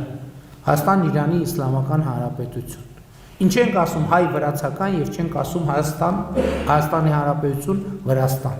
ինչի ենք ասում հայ ֆրանսիական եւ չենք ասում Հայաստանի Հանրապետություն Հայաստան-Ֆրանսիա հարաբերություններ։ Սրանք մի քիչ ենթագիտակցական շերտեր են, որոնք հա բայց իրականում մեր լեզվի եւ մեր սոցիալ-հոգեբանական առումով, եթե թարգմանենք, Հայաստան Ֆրանսիան ուրիշ բան է, հայ ֆրանսիականը ուրիշ բան է։ Ընդ որում մեկը ես չեմ ուզում բան անեմ, այսինքն չեմ ուզում նսեմացնեմ հայ ֆրանսիականը, ես ընդհանրապես ասում եմ, որ մենք երբեմն նույն բառակապակցությամբ բնորոշում ենք տարբեր բաները, որովհետև դրանք տարբեր բաներ են։ Եվ եթե մենք խոսում ենք պետության, հենց պետության տրամաբանության մեջ, իսկ իրական Հայաստանի գաղափարախոսության առանցքում պետությունն է, որովհետև տարածքը տեղ է, հայրենիք պետություն հասկացությունների տարբերությունը ստեղ էլ տեղ ունի, պետությունը հայրենիքից կարա տարբերվի այդ թվում նրանով, որ իր տարածքները շատ ճշգրիտ հայտնի են, հայրենիքինը մի քիչ ավելի տարածական է, եւ այս նրբությունը կա, եւ մենք սրա վրա էլ այս հարցին էլ պետք է անդրադառնանք, որ ինչու ենք, իսկ մենք ինչ ենք տենց մտածում, իսկ այն, որ մենք տենց ենք մտածում, այլ հարցերի ժամանակ որոշումներ մեր կայացման վրա, այս մտածողության այս ձևը ինչ ազդեցություն է ունենում։ Մենք կարող է հայ, որ երկիրը ասեմ, որ բան չնի, ցանկացած, հա թեկուզ հայ իրանական հարաբերությունների համատեքստի հարցերը երբեմն փորձում ենք ընկալել կամ Հայաստան-Իրան հարաբերությունների համատեքստին վերաբերող հարցերը փորձում ենք լուծել հայ-իրանական բանաձևերով, որը կարա տեղեր կան համընկնի, ընդ որում կարա, բայց կարա տեղեր լինի, որ չհամընկնի եւ մենք սխալ որոշումների գանք, սխալ ընկալումների գանք եւ այս սրան Ես որպես ծեզորական տարբերությունը ասա Հայաստան-Իրան հարաբերությունները ավելի շատ ընկալվում են որպես պետական հարաբերություններ։ Այո, բա հենց այդ եմ ասում։ Հայ-իրանականը ընկալվում է ավելի շատ որպես ընդհանուր ժողովուրդների թեկուզ։ Ճշգրիտ, բա այդ եմ ասում։ Բայց հենց այդ էլ նկատի ունեմ։ Բայց հենց այդ եմ ասում, որ երբեմն պետական օրակարգի հարցերը քննարկելիս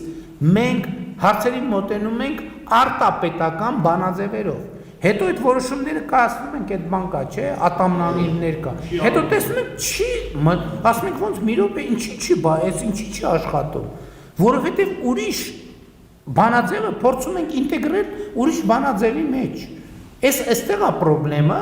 կամ ես սա ասում եմ առնվազն որպես հարցադրում, որի մասին պետքա մտածել։ Գուցե ես չեմ հավակնի ասեմ, որ ես բավարար խորությամբ սա հետազոտել եմ, որովհետև հետազոտությունը այնուամենայնիվ շատ ավելի լուրջ է։ Իմ ընկալումը այնքանով որ քաղաքական է, իրականում մակերեսային է ու դա ոչ թե վատ է, քաղաքականը տենց է, ինքը հետազոտությունն է, որ խորանում է մինչև գենետիկ մակարդակ։ Քաղաքականը առավել մակերեսային է մնում, եւ սա շատ կարևոր խնդիր է։ Ինքնազարգացման մասին խոսեցիք եւ խնդիրները լսելու մասին խոսվեց եւ ես ինքնազարգացման եւ խնդիրները լսելու մասին իմ կարծիքով մի կարևոր գոնե իմ տեսակետից կարևոր բան ունեմ ասելու։ Մեր իրականության մեջ մի հատ ուրիշ խնդրեմ կա։ Մենք քննադատության կուլտուրա չունենք։ Քննադատել նշանակում է թշնամանալ։ Ուսավ մեր զարգացման ճանապարհին ֆունդամենտալ խնդրեմ է։ Դա ինձ էլ է վերաբերվում։ Ես չգիտեմ, ես նույնիսկ էմոցիոնալ հարթության մեջ չեմ, դա ինչ որ մի հատ ուրիշ բան է, որ մենք նույնիսկ մեր կուսակցության մեջ, մենք հիմա այդպես որոշում ունենք, որ ուզում ենք բան անենք,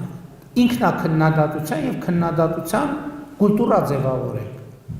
Բայց նույնիսկ ամենամերձավոր միջավայրում ես դա տեսնում եմ,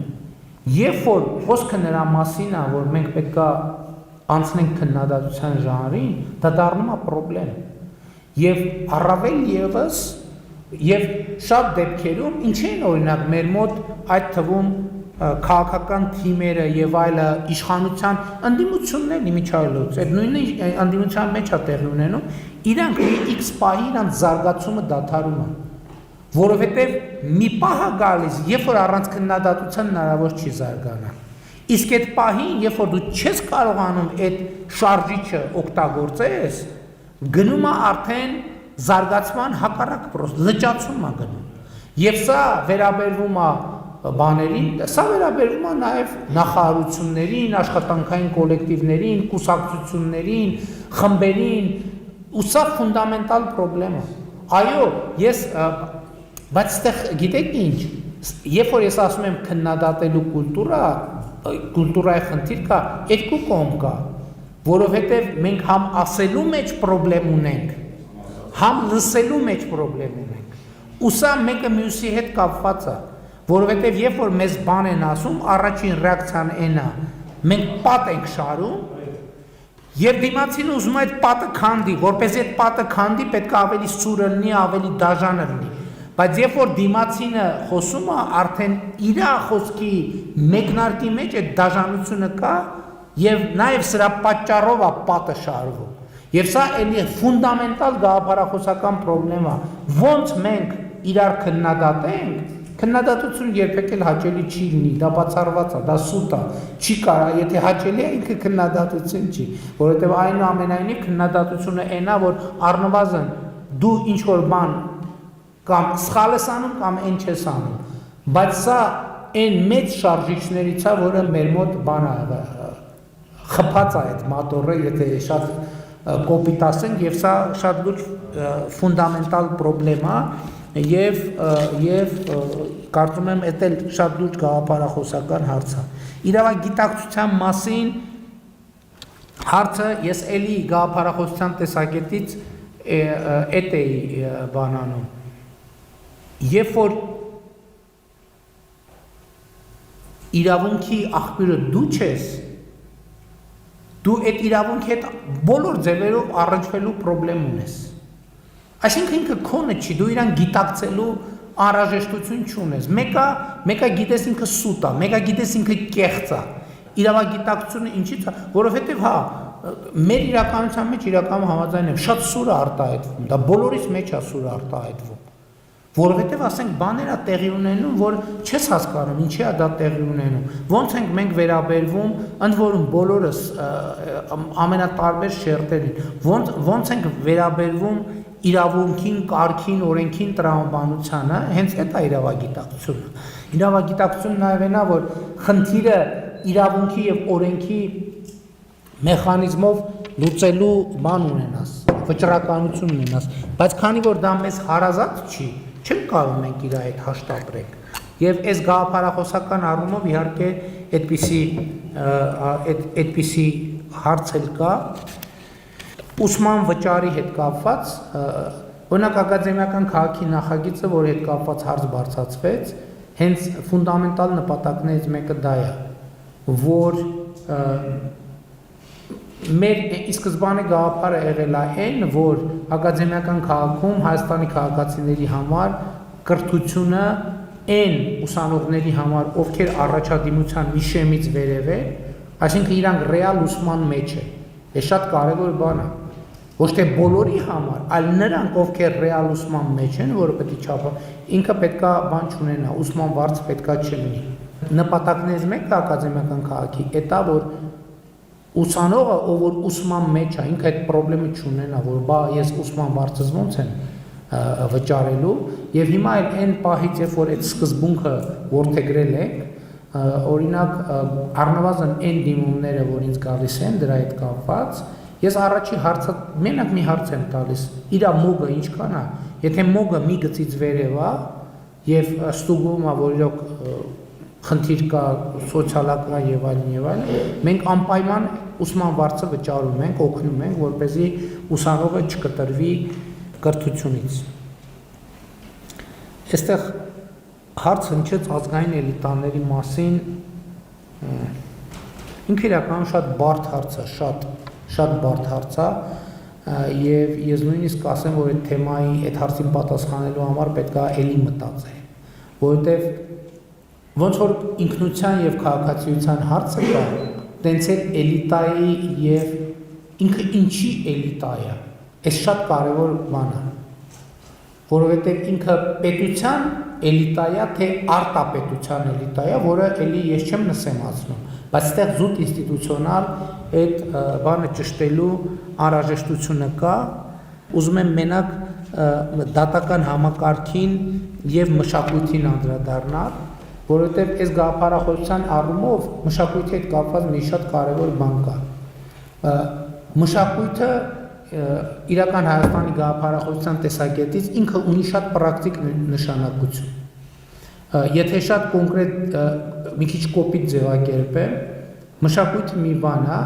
որ ինձ պետք է քաջալերի ապրել, որ ինձ պետք է քաջալերի լինել լավատես, որ ինձ պետք է լինի ոգևորի, որ ես հաջորդ օրը ոգևորված արդանանամ, գնամ աշխատանքի եւ իմ աշխատանքը լավ անեմ, եւ մշակույթը պետք է ինձ ոգևորի, որ ես ուրիշ մարդկանց հետ հարաբերություններում լինեմ ավելի քաղաքակիրթ։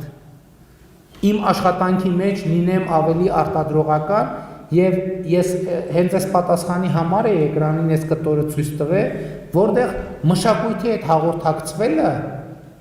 այս գաղափարախոսությունը համարում է երջանկության կարևորագույն ատրիբուտ։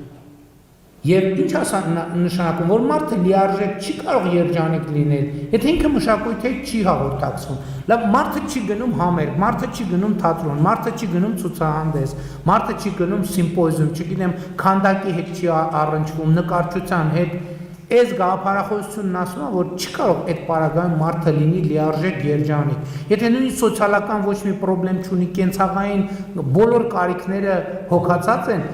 դրա համար մեր իրականության մեջ ես գիտեք ինչ, ես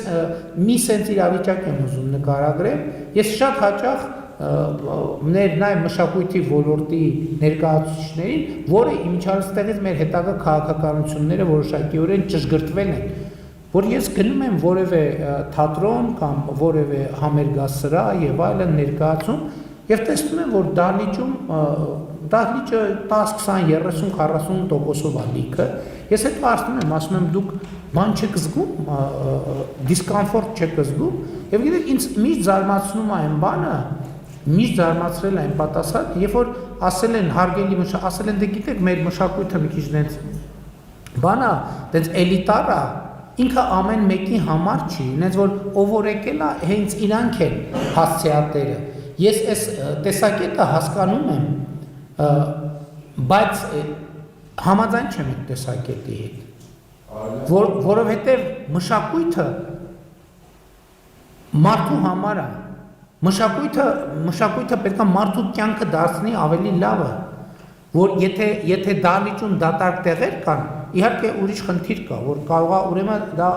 ինչքանով է դա մշակույթ, էս էլ է հարց, որովհետև մշակույթը պետք է գնա եւ գտնի իր շահառուին, Մշակույթը այնքան ուժեղ է, որ ինքը պետքա ինձ վերցնի իմ բազմոցից եւ տանի նստացնի իր բանում, սրահում։ Եվ իմ ընկալած մշակույթը այդպիսին է։ Ես չեմ ասում, որ դա միանգամից մի գործողությամբ պետքա տեղի ունենա, բայց էլի այ գաղափարախոսական մեր ուղենիշը հետ պետքա լինի։ Դատական համակարգի հետ կապված ըստ էության մեր ամենախոցելի տեղն է։ Ամենախոցելի տեղն է, բայց նաև շատ մեծ քննադատում են դրա համար։ Ընդհանուր նրանով, որ խոսք գնաց նաև գույքերի վերադարձի եւ այլնի մասին, դատական համակարգում, այսպես ասած, կադրային ջարդեր չանելու մասին, բայց միշտ մոռացվում է մի քանի կարևոր հանգամանք։ Օրինակ, որ ասում են թալանչիներին եւ ինչի չենք այս ինչ արել, միշտ մոռացվում է մի հանգամանք, որ հեղափոխությունը տեղի ունեցել մի քանի ֆունդամենտալ կարգախոսների ներքո, որ a. վենդետաներ չեն լինելու, b. սա սիրո եւ համերաշխության հեղափոխություն է, եւ g. բոլորը պետքա ունենան իրանց շանսը այս նոր իրականության կամ հեղափոխությունից հետո։ Այսինքն ինքը ու կա ստեղ երկու կարևոր հանգամանք, ինքը ոչ միայն բաժանարար գծերի հեղափոխություն չի եղել, բայց եթե ինքը այս կարգախոսներով չլներ, ինքը տեղի չէր ունենա։ Որտեղ եթե մենք ասեինք օրինակ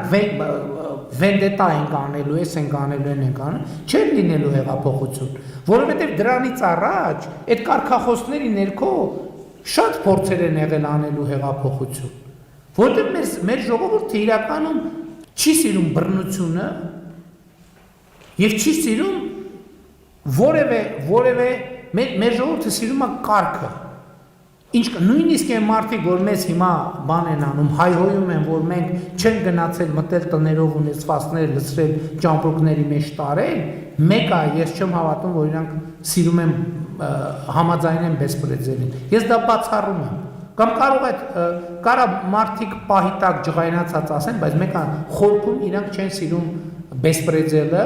եւ իրանք ուղղակի ուրիշ բան, իրանք կարող է մտածում են, որ ստեղ կուլիսային պայմանավորվածություններ ա տեղի ունեցել, դրանից ներվայնանում են, դա ուրիշ բան է։ Բայց որ այդ խնդիրները ինչ որ դուք նշում եք, մենք ունենք, ես ասացի, իրոք բարես չգիտեմ կհավատաք թե չեք հավատա, բայց ես այդ մոտավորապես ձեր ասացի նման տեքստեր, փակ քննարկումներում շատ հաճախ եմ ասում եւ երբեմն նույնիսկ ասում եմ, որ ես հասկանում եմ, որ սա այն տեղերից է, որ ես շատ կոնկրետ լուծումներ չեմ պատկերացնում։ Ես անդադ կոչ եմ անում, խնդրում եմ մեր գործընկերներին, ասում եմ, մտածեք, առաջարկ տվեք, ինչ անենք, ինչ։ Եվ այդտեղ է, որ այո, կան գործընկերներ, որոնք ասում են, հանդարտվեք, ասում են հանդարտվեք, սենց ալնելու։ Այո, այդ բոլոր խնդիրներով սենց ալնելու։ Պետք է բան անենք, պետք է քայլենք,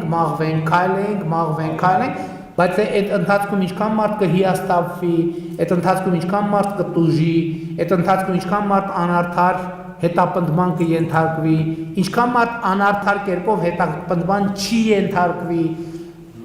այս հարվածները, որ մենք պետք է կրենք, ես դա հասկանում եմ, եւ այո, եւ դրա համար է, որ ես մեր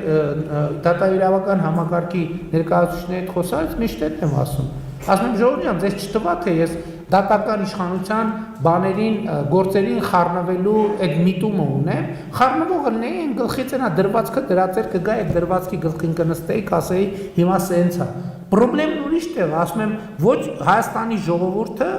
շատ քիչ դատավորների անուն գիտի, շատ քիչ դատախազների անուն գիտի, շատ քիչ քննիչների անուն գիտի, բայց այդ բոլորի փոխարեն գիտի իմ անունը տեղը հասցեն։ Եվ մի բանել, եւ ոչ թե մի բանել, հələ գիտի, որ ինքն է ինձ բերել դրել ստեղ, որ ես այդ հարցերը լուծեմ։ Եթե այդ հարցերը լուծված չեն, իրաք չի հետաքրում, որ դատավոր, դատական անկախություն, իրավունք թե օրենք, ընդհանրապես ոչ մի բան չի հետաքրում, ինքը ասում է դու պետք է ինձ պատասխան տաս։ Իմ հարցը քեզ է եւ դու պետք է պատասխան տաս։ Եվ սա ֆունդամենտալ խնդիր է, որ էլի գաղափարախոսական մակարդակում մենք պետք է բան անենք, որովհետեւ արդարությունը բարեկեցության մաս է։ Չի կարող մարդը երջանիկ լինի, չի կարող մարդը բարեկեցիկ լինի, եթե ինքը համարում է, որ ինքը ապրում է անարդար միջավայրում։ Կարող է նույնիսկ թատրոն գնա եւ ցուցահանդես գնա, կարող է աշխատավարձ ունենա, բայց եթե ինքը իր զգացողությունն ունենա, որ ինքը անարդար եւ ապօրինի միջավայրում է ապրում, ինքը չի կարող լավ զգալ։ Եվ սա ֆունդամենտալ խնդրեմ է, եւ այստեղ մենք գաղափարախոսական մակարդակում պետք է լուծենք։ Եվ կարծում եմ նաեւ նոր սահմանադրությունը այն գործիքներից մեկն է, որով գուցե պետք է մենք ինչ-որ հետևություններ անենք եւ ինչ-որ խորը ինստիտուտ, օրինակ տենց թեմա կա, որ կարող է մեր դատական համակարգում ընտրովի ինչ-որ process-ներ պետք է տեղի ունենան։ Այդ գաղափարներ կա, գիտեք, մեր իրականության մեջ ահա որ մեծ հոռետեսություն կա, բայց ես հիմա որ դուք անդրադարձաք, ես ասեմ ինչ եմ արձագանքել դրան, որ ասում են դե մենք փուճուր երկիր ենք, բոլորը բոլորին հազար ձևով կապված է, ասում եմ լսեք, հանրությունը պետք է լինի արդարադատության հեղինակը, եթե ինքը մտածում է տենց, այդ եմ ասում, որովհետև մեր արդարության խնդրումը շատ դեպքերում էլի արդարության եւ արդարադատության խնդրումը այն է, որ ինքը ոչ թե սխալ է, ինքը էլի օրգանական կապ չունի ժողովրդի հետ, իրավունքի աղբյուրի հետ օրգանական կապ չունի։ Որովհետև ես ինչ եմ ասում եմ Ժորժ ջան, մեր դատական համակարգին, ասում եմ եկեք ստանդարտ դնենք։ Ես չեմ ասում, որ եւ հիմա իմ գաղափարն է նա, որ մեր վճռաբեկ դատարանը նախադեպերով պետքա կառուցի, որ խնդիրն այն չի, որ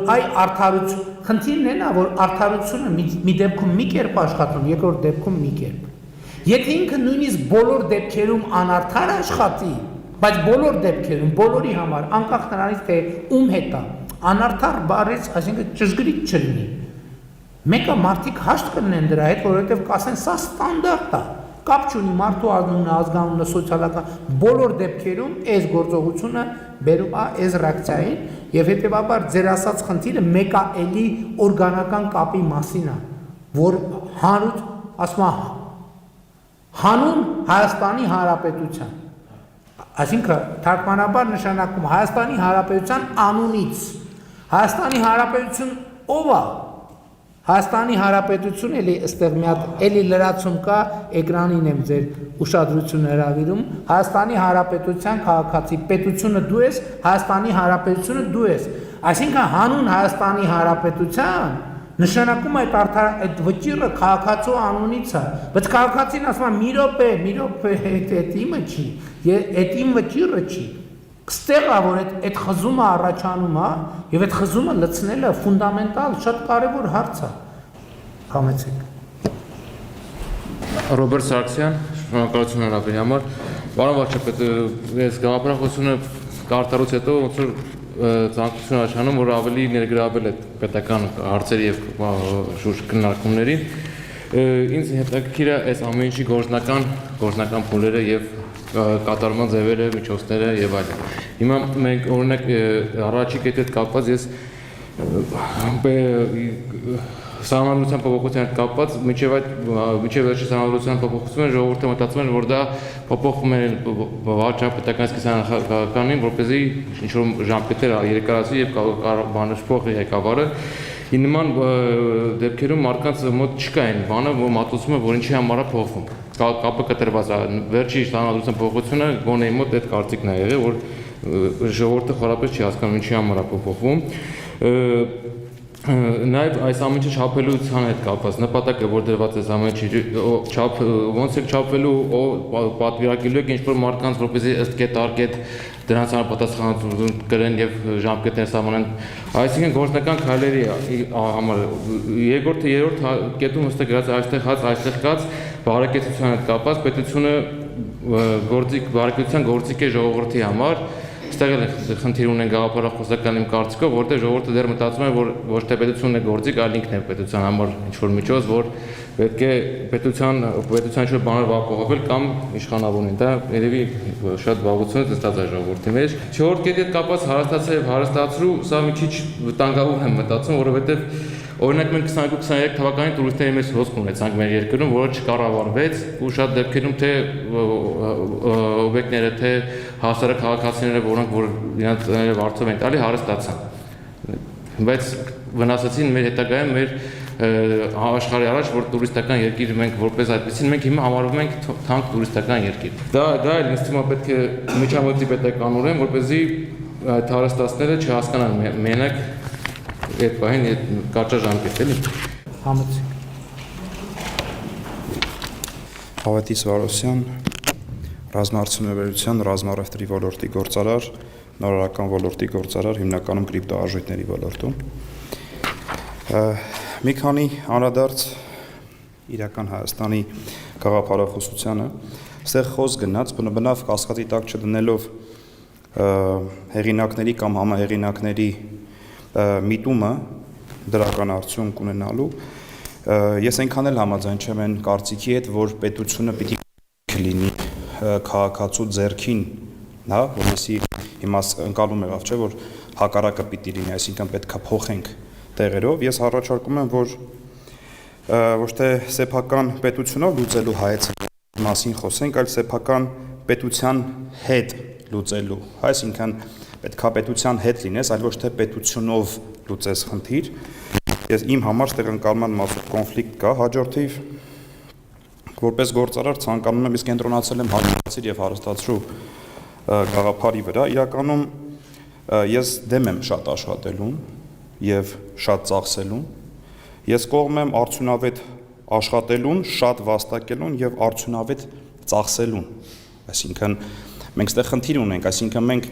դեռ սովետական կարգից խրախուսվել է շատ աշխատելը, այսինքն շատ աշխատիր, որ շատ ունենաս, բայց վաղուց երևի արդեն մի 50-60 տարի աշխարհում փոխվել է ձևը ու շատ աշխատելը ընդհանրապես հարստանալու հետ կապ չունի։ Առավել եւս շատ ծախսելով միգուցե պետությունը հարստանա, բայց ամեն դեպքում գործարարության մեջ կամ տնտեսության, առողջ տնտեսության մեջ արդյունավետ ծախսելու եւ արդյունավետ ուրեմն վաստակելու սկզբունքն է իմ համար կարևոր։ Այստեղ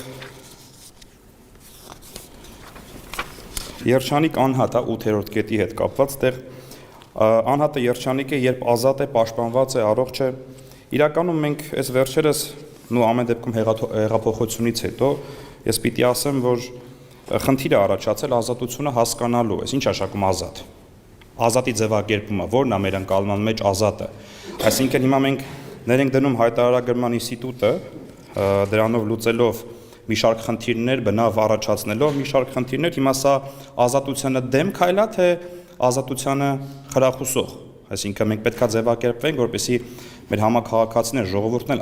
այլևս տարբերակի, որն է ազատությունը, որն է օրինակ ներողություն սանձարձակությունը, այսինքն այս հստակ պետքա տարանջատվի, որ սա ազատություն չի այլևս, դու այլևս ազատության տիրություն չես, այլ մեկ այլ ավելի պատժելի կամ ավելի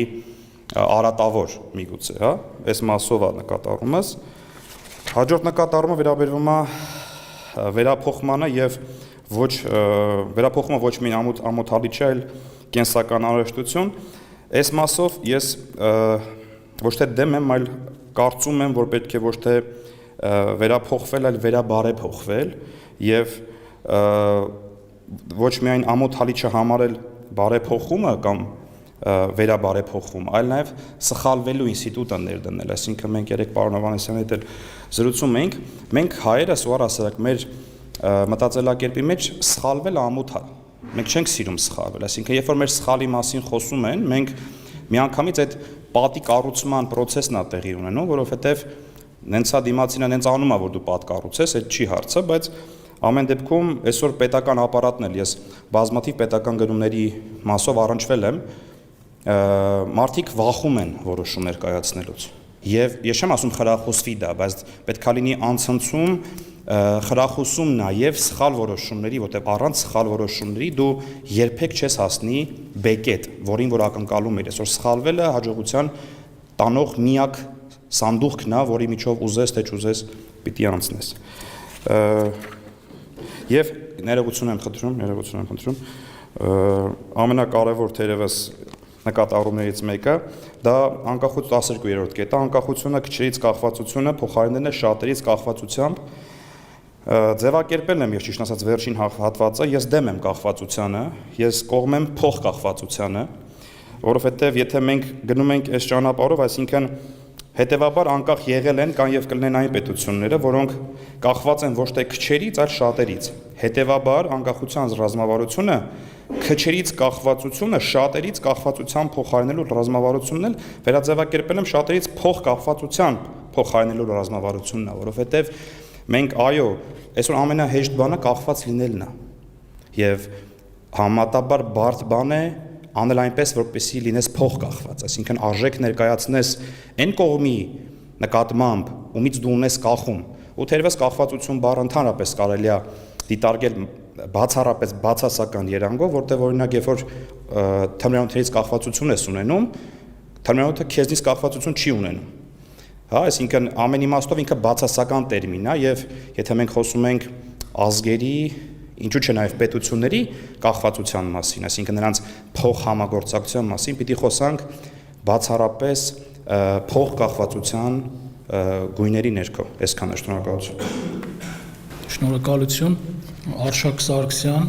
կառավարման փորձագետ, աշխատում եմ վարկային կազմակերպությունում որպես ներքին հսկողության եւ որակի գնահատման գլխավոր մասնագետ։ Պարոն վարչապետ, շնորհակալություն այս ընձեռված հնարավորության համար։ Արդյունքից օգտվելով կուզենայի իմ ընտանիքի եւ իմ ընկերների անունից իրենց ողջույնները եւ շնորհակալությունը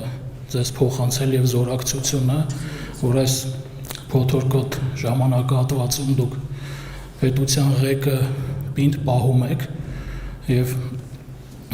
դիմագրավում եք շատ մարտահրավերների, ինչպես նաեւ 3 չառաջորդը նշեցիք, նաեւ աննկուն կերպով ժողովրդի տրված իշխանության տեղապահության գործառույթն եք իրականացնում, վստահեցնում եմ, որ շատ մարդիկ թեկուզ չբարձրաձայնեն, բայց դա գիտակցում են եւ իրապես անկեղծորեն շնորհակալ են ձեզ դրա համար։ Անդրադառնալով իրական Հայաստանի գաղափարախոսությանը, ասեմ, որ այն կարտացվում է մեկ շնչով, թերևս բավականին հարամատչելի շարադրված է եւ իմ աշխատանքի բերումով ես 2008 թվականից միկրովարկավորման ոլորտում եմ աշխատում եւ գործի բերումով շատ եմ ճամփորդում ամբողջ Հայաստանով եւ ավելի քան 15000 հայի տուն ես մտել եմ տարբեր աշխատանքային պարտականություններ կատարելու համար, վարկունակության վերլուծություններ, իսկ վերջին տարիներին նաեւ հսկողություն եւ որակի գնահատում կազմակերպության ներքին կարիքներից ելնելով։ Ես համարձակվում եմ չհամաձայնվել հնչած մի շարք կարծիքների հետ, որ ժողովուրդը դեմ է այս օրակարգին եւ շատ դրական կերպով են արտահայտվում ձեր առաջ քաշած գաղափարներին, ընդհանուր սահմանադրական փոփոխությանը, սահմանագծմանը, սահմանազատմանը, իրական Հայաստանի գաղափարախոսությունը առողջ եւ կենսունակ պետություն կերտելու գաղափարախոսությունը, որի դեմ պայքարում է հակապետությունը։ Հակապետությունը դա վատ կրթությունն է, հակապետությունը քրեական եթամշակույթն է եւ պաթոսային ողորմելի հայրենասիրությունը, որը հիմա մոդայիկ է։ Ավելի կոնկրետ առաջարկներ ես առարկայական կարող եմ ներկայացնել, եթե նպատակարար գտնեք այլ ձևաչափով ես կիսվեմ իմ առաջարկներով, կարճ ձևակերպեմ գաղափարը, բայց առարկայական եթե կարիք լինի կբացեմ։ Պիտի իրական Հայաստանի գաղափարախոսության խթանումը եւ դրա կրումը հնարավորինս նորաձև եւ չակերտավոր ձեռնտու դարձնել մեր հանրության համար, որովհետեւ մարդիկ պիտի տեսնեն, որ իրական Հայաստանի գաղափարախոսության կրողը ոչ թե դավաճան է համարվում, այլ ինքը ունի նշանակալի ձեռքբերումներ եւ առաջընթաց եւ թե բարոյական, թե մնացած առումներով։ Շնորհակալություն։ Մատիկյան Էրնեստ, իրավաբան, արհեստական բանականության ինժեներիա, տեղեկատվական տեխնոլոգիաներ ընդհանուր։ Ես այդտեղ գալուց պարոն վարչապետ մի քիչ մտահոգված էի, թե ինչ հարցեր են քննարկելու։ Հիմնականում սուբյեկտիվ հարցեր քննարկվեցին, մարդիկ իրենց անձնական փորձով կիսվեցին, որը բացասական է հիմնականում, ինչ որ առաջարկներ էլ հնչեցվեցին, լուծումներ, Ես ուզում եմ հարցնեմ ինչ կոնկրետ գործողություններ պետք է լինեն, այսինքն կրկվում եմ այդ հարցը էլի հնչեցրեցին, ինչ կոնկրետ գործողություններ կան իմպլեմենտացիայի համար միգուցե այս ամեն ինչը գաղափարախոսության համար ու ուզում էի հավել էի մեր գործընկերոջ ասածը, որ այդ ռիսկերի պատասխանատվության խուսափումը, ինչը որ ասում են վախենում են մարդիկ պատասխանատվություն վերցնեն, հիմնականում նրա հետ է կապված, որ անհայտը միշտ էլ բացասական է, այսինքն ինչը որ մարդիկ չգիտեն, մարդիկ դրանից մաքսիմալ խուսափում են, որովհետև դա վախենալու է առնվազն։ Ինձ թվում է, ինչը վերաբերում է սահմանադրության փոփոխմանը եւ այլն, ավելի հեշտ կլինի, որ ժողովրդին այդ ամեն ինչը պրոստը բացատրեն մարդիկ, դա լինի հասանելի։ Իսկ ինչը վերաբերում է այս մեր հավաքույթին, կխնդրեմ պարզաբանեք ինչ կոնկրետ գործողություններ պետք է արվեն, ու այդ գործողությունները մեզնից են ակնկալվում, թե սա քննարկում է ուղղակի։ Շնորհակալություն։ Բարև ձեզ, Վազգեն Կարապետյան։ Պարոն վարչապետ, կցանկանայի անդրադառնալ նաև մի փոքր տնտեսական սեգմենտին վերաբերող հարցերին։ 2022 թվականին Հայաստանի Հանրապետությունում ընդունվեց անկանխիկի մասին օրենքը, ինչի ենթադրում է, որ յուրաքանչյուր տնտեսվարող պարտավոր է ապահովել անկանխիկ վճարումներ սպասարկելու հնարավորությունը։ Սա դրական ազդեցություն ունեցավ հարկային տեսանկյունից, զգալիորեն կրճատեց ստվերը։ Հետևյալ առաջարկն ունեմ եւս մի քայլ առաջ գնալ եւ ներդնել վիրտուալ ՀԴՄ-ի գաղափարը, ինչը իրենից է ներկայացնում, այսինքն հասարակատնտեսվարողը կարող է իր սմարթֆոնի միջոցով, ունենալով PEC հավելվածը, գեներացնել ՀԴՄ կտրոն եւ իր ամբողջ հարկային հարցերը լուծել այդ հավելվածի միջոցով։ Գաղտնիք չէ, բանկային ոլորտում արդեն իսկ կան ծրագրեր, որ հավելվածի միջոցով հավելվածը սմարթֆոնում դարձնում է լիարժեք post-terminal անկախին վճարումներ ընդունելու։ Սա մի շարք հարցեր կլուծի նաև վիրտուալ ՀԴՄ-ի գաղափարը, այսինքն տնտեսվարողը ներկայումս ստիպված է եւ ստիպված է լինելու անընդհատ փոխել իր ՀԴՄ սարքերը անվտանգության ստանդարտները լրանալու պարագայում։ Եվ այս պարագայում այդ խնդիրը չի առաջանա, հավելվածի միջոցով տնտեսվարողը կարող է այդ ամեն ինչը կառավարել։ Հետևյալն է առաջարկս, այդ առաջարկով ինքս ներկայացնում բանկային համակարգը, բազմաթիվ PEC-ին եւ այլն դիմել ենք, սակայն զրո արձագանք մեր մյուս ներկաներից, որ նշեցին, այդ feedback-ը չկա, իրոք այդպես է, բազմաթիվ անգամ դիմել ենք, որ արձագանք չկա, ճիշտ ասած այլ հարցեր էի ուզում հղել, սակայն հաջորդ հանդիպման ֆորմատով դա կհղեմ, այս պահին այսքան առաջարկս դեր, շնորհակալություն։ Արման Ասատրյան, նախ շնորհակալություն նման մտերմիկ զրույցի համար, մեծամտություն չլինի, ես ինձ համարում եմ պետության, պետականության մասին լուրջ ընկալումներ ունեցող քաղաքացի։ Պարոն վարչապետ, կարծում եմ դուք մեր պատմությանը շատ լավ գիտեք, համոզված եմ դրանում, մեր ժողովուրդը վերջին 100, 200 եւ անվար հասարակ ընդհանրապես այնպիսի ժամանակների մեջով է անցել, որ գիտեք սովետական միություն, որտեղ մենք պետություն չենք ունեցել, կայսրության ինչ-որ մաս ենք եղել, հետո փլուզումից հետո եկավ 2-3 տասնամյակ, որտեղ թվում է պետություն ունեինք, անկախություն, բայց դա այդ ամեն ինչը թվացial էր։ Եվ մեր հասարակությունը այնպիսի ժամանակներում էր ապրում, որտեղ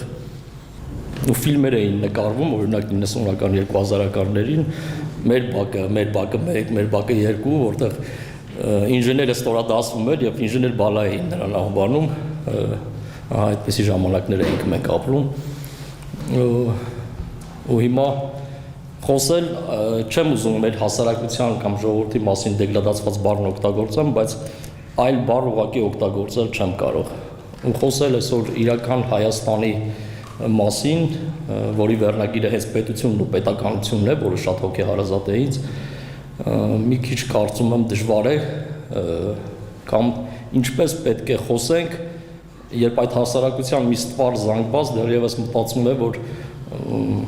միթե լավ չէր այն ժամանակ, երբ որ մեքենա վարելուց կարելի էր հարբած վարել, գայշնիկի գրպանը 10,000 դրամ դնել ու նորից քշել գնալ։ Իհարկե կարելի է ինչ որ կետից սկսել, երևի հենց այդ կետը հիմա է, ուրեմն հարցս ինչպես պետք է այսպիսի հասարակության մեջ իրական Հայաստանի այդ գաղափարախոսությունը ոչ թե սրսկել, այլ ուղղակի զրուցել հասարակության հետ։ Եվ երկրորդ, ես իրապես կարծում եմ, որ մենք իսկապես ժողովրդավարական երկրում ենք այսօր ապրում, կամ ավելի շատ ժողովրդական եւ ոչ ժողովրդական, ավելի շատ հակված եմ ժողովրդավարականին։ Կան այսօր այնպիսի համակարգ կամ ինստիտուցիոնալ այնպիսի համակարգ, որ ընտրություններով, ասենք, չկարեն այնպիսի թիմ, քաղաքական թիմ գա ընտրության, իշխանության, որը ուղղակի պետության հիմքերը կարենա քանդի։ Պարոն վարչապետ, շատ կարճ ձեր ասած իրական Հայաստանի եւ պետականության սիմվոլների տեսանկյունից, տեսեք, սա իմ միտքը չի, իմ ընկերների միտքն է, մեր դրամանիշների վրա չկա պետության սիմվոլիկայի արտահայտություն։ Ամենակարճ միտքը, այդպիսի օրինակներ շատ կարող եմ բերել, բայց կթողեմ այդ ամեն ինչը հաջորդ հանդիպումներին։ Պարոն վարչապետ, հենց անմիջապես սրան վերաբերող խնդրում ուշադրություն դարձնեք կառավարության նիստերի ժամանակ, որ մենք պետք է մի հատ շղթա փակ այդ կառավարության բանումա, ուրեմն նախորդ 20-30 տարիներում կրթության համակարգն հենց են արել, որ մարդիկ նորմալ կրթություն չստանան, չվաստակեն, մնան ընտրություններ են 5-10 հազարի հույսին։ Հիմա դրանց անորակ աշխատուժ է, որ աճել է, աշխատում մարդիկ օր գիշեր աշխատում են, դրանց երեխաներին մենք այնպես պետք է անենք, այ սերմերը ցանելու մոմենտն է, որ մանկապարտեզից սկսած այնպես պայմաններ ստեղծենք, որ աշխատող ծնողը պետք լինի մինչև 6-7 երեխա մանկապարտեզում կարողանա թողի, բայց դպրոցում էլ նույնը, երեխան մինչև 7-8 մնա դասերը պատրաստի։ Պարոն վարչապետ, դուք չպատասխանեցիք իմ հարցին, թե ինչու այսօրվա կառավարության ընդունվող կառավարության որոշումները եւ օրենքները մասամբ չեն համապատասխանում գաղափարախոսությանը, առաջին, եւ երկրորդ այն նկատառումը, թե ինչու է ժողովուրդը դատաիրավական համակարգից բողոքում, որ մի դեպքում կիրառում են մի ձև, Խորհրդային միության տարիներին կար հստակ սկզբունք, որ նվազ ծանր հանցագործություն կատարած անձանց կալանքի չէին վերցնում։ Այն ժամանակ կալանավորում էին կրկնակի հանցագործներին եւ ծանր հանցագործություն կատարած մարդկանց։ Այսինքն սկզբունքորեն բոլորը գիտեին, որ դա այդպես է։ Իսկ այսօր այդ ամենը խառնվել է իրար։ Դրանից էլ առաջանում է անարդարության զգացումը։ Շնորհակալություն։ Հարցը ինչեւ ազատությունը ինչ է։ Ազատությունը ինչ է։ Համաձայն եմ, ձեր օրինակը կա, բայց մեր մոտ մենք ֆունդամենտալ ոնց որ քննադատության մասին ենք խոսում, մեր մոտ կան տաբու մտքեր, ցանկացած հասարակության մեջ կան տաբու մտքեր, բայց ոնց որ թե մեր մոտ այդ տաբու մտքերը շատ են։ Ազատությունը գուցե նաև այն է, որը քննադատության նման, որ մտավախություն չլինի, այս միտքը ասեմ, թե չասեմ։ Սա շատ ֆունդամենտալ կարևոր պրոբլեմ է, կա, որովհետև կա բան, ու իմիջայլոց այստեղ էլիտաների ձեր հարցը շատ էական նշանակություն ունի։ Մեր իրականության մեջ կա մտածողության երկու բանաձևեր եւ երկու ֆորմուլաներ։ Եվ իրանք շատ խստորեն իրար հակասում են եւ ձեր ասածը դրա վկայությունն է։ Մեր մոտ կան մտածողության բանաձևեր, որ էլիտաների կողմից է ձևակերպված, եւ կան մտածողության բանաձևեր, որ ժողովրդի կողմից է ձևակերպված։ Եվ շատ հաճախ իրանք սենց իրար հետ բախման մեջ են մտնում, որը իմիջայլոց արտահայտվում է նաեւ մշակույթում։ Ես ձեզ հիմա հարց հնչեց մենք ինչ պետք է անենք եւ այլն, ես օրինակ միջև այս գաղափարախոսությունը նախագիծը ձևակերպելը, ես անդադ հարց եմ տալիս, ասում եմ իրական Հայաստանի մշակույթը, որն է իրական Հայաստանի մշակույթը, եւ ես ինչ կապ ունի մշակույթը, թվում է թե շատ խառը բաների մասին եմ խոսում։ Ես գնում եմ համերգասրահներ, եւ ես համերգասրահից գնում եմ նաեւ միջոցառումներ, հարսանիք եւ այլն, ինչպես բոլորս։ Եվ ամեն անգամ իմ մոտ հարց է ծագում. ինչ են մեր բեմերում ուրիշ կերպ պարում, մեր հարսանիքներում ուրիշ կերպ պարում։ Մեր պատասխանը այն է, որովհետև այն ռաբիզա չկրթվածա, էսա, այնա, բայց ես կոնֆլիկտ ունեմ այս բացատրության հետ։ Ուստեղ սա ինչ-որ ձևով մշակույթի մակարդակում արտահայտված բան է, որ մենք կարող է պրոբլեմ ունենք, երբ որ ժողովրդին ասում ենք ժողովուրդ, այս սա է քո մշակույթը։ Բայց այն մշակույթը, որ մենք ուզում ենք ժողովրդին տանք, էլի իր հետ օրգանական կապով չենք կապում։ Որովհետև շատ ենք ուզում կտրենք Իրանից եւ ճեղք առաջանում մշակույթի, ես չգիտեմ, վստահ չեմ, հետագա քննարկումներում գուցե այդ հարցի պատասխանը փորձենք, որովհետև մարդը ապրում է, չէ, հարսանիք գնում ենք, մարդը ուրիշ կերպ է ապրում, հետո գնում ենք համերգա սրահ եւ ոչ մեկ բան չի անում իմիջայլոտ, երբ որ հարսանիքներում ոչ մեկ չի կանգնացնում, ասում էլա մի հատ ապազգայիններ, դավաճաններ, այս ինչ է կանում, որտեվ բոլոր այդ նույն բեմի ժողովուրդը, որ գնում են հարսանիք, ուրիշ կերպ են ապրում, ուրիշ կերպ են բանանում, բայց ստեղ կա շատ ֆունդամենտալ պրոբլեմ, որը մենք պետք է հասկանանք։ Եվ իմ ընկալումը այն է, որ մենք պետք է առնվազն բեմի մշակույթը եւ կյանքի մշակույթը իրար հետ առնվազն պետք է օրգանական կապ ունենան, որովհետեւ բեմի կարծիքը ինչ կապ ունի իմ ասածը ձեր, որովհետեւ մենք այդտեղ էլ խնդիր ունենք, երբ որ մենք բեմ ենք բարձանում, ուրիշ կարծիք ենք արտահայտում, երբ որ մենք բեմից իջնում ենք, ով սուրճ են խմում իրար հետ, այնտեղ ասում ենք հա լավ դե էս ու դա արտահայտվում է, հասկանում ենք, դա կապ չունի դու ով ես, մեկա դու վարչապետ ես, քաղաքացի ես, նախարար, մեկա դա քո մեջ արտահայտվում է, որտեղ դու հանրության ծնունդն ես դու չես կարող լրիվ լինես ուրիշ կտրվածքի մարդ։ Եւ այդ ձեր ասածը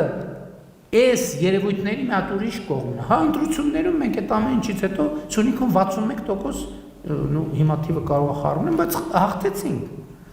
Եվ դա ինչի մասին հավաքam, սրանք պատասխաններ չեն, սրանք հարցեր են, որոնց պատասխանները դեռ պետք է մենք գտնենք եւ այս գաղափարախոսության պրակտիկ նշանակությունը շատ հարց են, չէ՞, պրակտիկ նշանակությունը որն է։ Ամենակարևոր պրակտիկ նշանակություններից մեկն է, որ մենք պետք է մեր մասին խոսանք։ Մենք պետք է մեր մասին խոսանք։ Ես արձանագրում եմ, որ մենք դուք ասիք 15000 տուն եք մտել, ընտանիք եք մտել, դա շատ մեծ ռեսուրս է։ Ես չգիտեմ ինչքանով զարմանում, մենք մեզ լավ չենք ճանաչում։ Մենք մեզ լավ չենք, մենք կարիք ունենք, մենք ինքներս, մենք մեր մտածողության ձևերը, մեր ընկալումները։ Դուք ճիշտ եք, մենք մեզ չենք հետազոտում։ Մենք մեզ չենք հետազոտում, որովհետև ոնց մենք մեզ ինչ հետազոտենք, ինչ մենք մեզ չգիտենք։ Դա այն չի, որ մենք մեզ չգիտենք, բայց մենք մեզ հետազոտելու կարիք ունենք։ Ոնց որ մենք մեր լեզուն գիտենք, չէ՞։ Մենք մեր լեզուն գիտենք, բայց մեր լեզվաբանությունը գիտությունն է, որը շարունակում է միջև մի հրատապ եւ անընդհատ հրատապ է բնալու։ Այն որ մենք ասում ենք հայոց լեզուն պետք է ուսումնասիրենք եւ այն նշանակում է, որ մենք մեր լեզուն չգիտենք, մեր լեզուն չենք ճանաչում, բայց ինքը նրբություններ ունի, շերտեր ունի, ինքը զարգանում է, ինքը փոխվում է։ Տեսեք գրաբար միջին հայերեն, այսօրվա հայերենը եւ ինքը մեկա գրական հայերենը փոխվում է անընդհատ։ Մենք էլ ենք փոխվում։ Մեզ ճանաչել նշանակում է մեր փոփոխությունները, դրա պատճառները, նրա տեքստերն ու ենթատեքստերը կարողանալ հասկանալ։ Ես գաղափարախոսության պրակտիկ իմաստը հենց դրա մեջ է։ Շատ կարևոր հարցեր հնչեց այդ արդյունավետ շատ աշխատելու բանի համար։ Տեքստում այդ հակասությունը իրականում կա, որովհետև էդ էլ ոնց որ դուք ասում եք ազատություն պետք է հասկանալ, ինչ է նշանակում, շատն էլ է պետք հասկանալ ինչ է նշանակում, որովհետև շատ հենց տեքստում կա, որովհետև ասում է, եթե շատ աշխատանքը արդյունք չի բերում, ուրեմն արդյունավետ չի այդ աշխատանքը։ Շատն էլ պետք է, ուրիշ բառ ես համաձայն եմ, որ շատը այդ էլի չարչարվելու տրամաբանության մեջ է, բայց իր նպատակը հենց դա է։ Եվ ստեղ հասկացություններ կան, որ շատ ծախսել արդյունավետ ծախսել։ Իրականում շատը այս տեքստի մեջ իր ամբողջ նպատակը ապահովել տրանսֆորմացիան շատից մինչև արդյունավետ։ Բայց եւ հիմնական խնդիրը այն է, որ գաղափարաբանությունը, որ բարեկեցություն ստեղծելու ձևը աշխատանքն է։ Ես անդադ այդ օրինակն եմ բերում եւ առաջիկայում առիթ կունենամ ասելու այս նույն նամակագրության մեջ ես ինձ համար վիճակագրությունն է։ Օրինակ քաղաքացիներ կան, որ գրում են, ասում են, վայ, մենք խնդրեմ ունենք եւ այլն, խնդրում ենք օգնեք, աջակցեք։ Հիմնականում, ասենք, նույն ֆինանսական աջակցության հետ կապված եւ համոզված եմ դուք էլ տենց իրավիճակների հետ առնչվում եք, մարդուն ուղղակի ֆինանսական աջակցել, այդ նշանակում է հետո նորից նույն անընդհատ չէ, բայց չի լուծում այդ հարցը։ Ես վերջին ասուլիսում էլ ասի, որ լրագրողը հարց տվեց, տենց երանգ կար, որ մարդը հաց չունի, որ մարդի հաց Այդ եմ ասում, պետքա մարդու խնդիրը չենք լուծում, դա մի ցիկլի մեջ ենք գցում, այ իրականում ազատություն է, տելա, իրան մենք զրկում ենք ազատությունից եւ ստեղ էլի լուծում մեկակրթությունն է, որ իրան օժտես հնարավորության, որ ինքը վաստակի, ընդ որում այդ բանաձևերը կա։ Տեսեք, դուք շատ կարևոր բան ասացիք, մենք հիմա որ այս դպրոցները կառուցում ենք, չէ՞։ Ես բոլոր տեղերում որ գնում եմ մեր տնօրեններին եւ նախարարությանն էլ ասում եմ դպրոցի դռները չփակեք։ Այն կուլտուրան, որ դասը ավարտվեց, երեխան պետքա գնա տուն, այս շենքերը դրա համար չեն։ Այդ շենքերը նրա համար են, որ երեխեքը տուն գնան քնելու համար։ Իրանք պետք է առավոտը գան, դաս անեն, խաղան, սնվեն, վազեն, ստեղծագործեն։ Մենք դպրոցներում խնդրում եմ, ով որ չի գնացել, ասենք օրինակ մոտիկ տեղը փոքր Վեդի գյուղի դպրոցը, հսկայական բեմ, հսկայական դահլիճով, հսկայական մարզասրահով, այո, դա հենց դա նաև դրա համար է, որ երեխայի համար ապրելու ուրիշ դպրոցը մենակ սովորելու համար չի, դպրոցը նաև ապրելու համար է, դպրոցը ես դրա համար եմ ասում, որ դպրոցը ապրել սովորելու համար է։ Եվ սա էլ գաղափարախոսական հարց է, որ կրթություն, այո, կրթությունը, դա ամեն ինչից անդին կրթությունն է։ Ամեն դեպքում շնորհակալ եմ շատ եւ ուզում եմ իմ գոհունակությունը հայտնել, որ այսօրվա մեր հանդիպումը կայացավ։ Լավ եղեք, առաջ։ Մի մոռացեք հետևել մեզ Facebook-ում, ինչպես նաև բաժանորդագրվել մեր YouTube-յան ալիքին։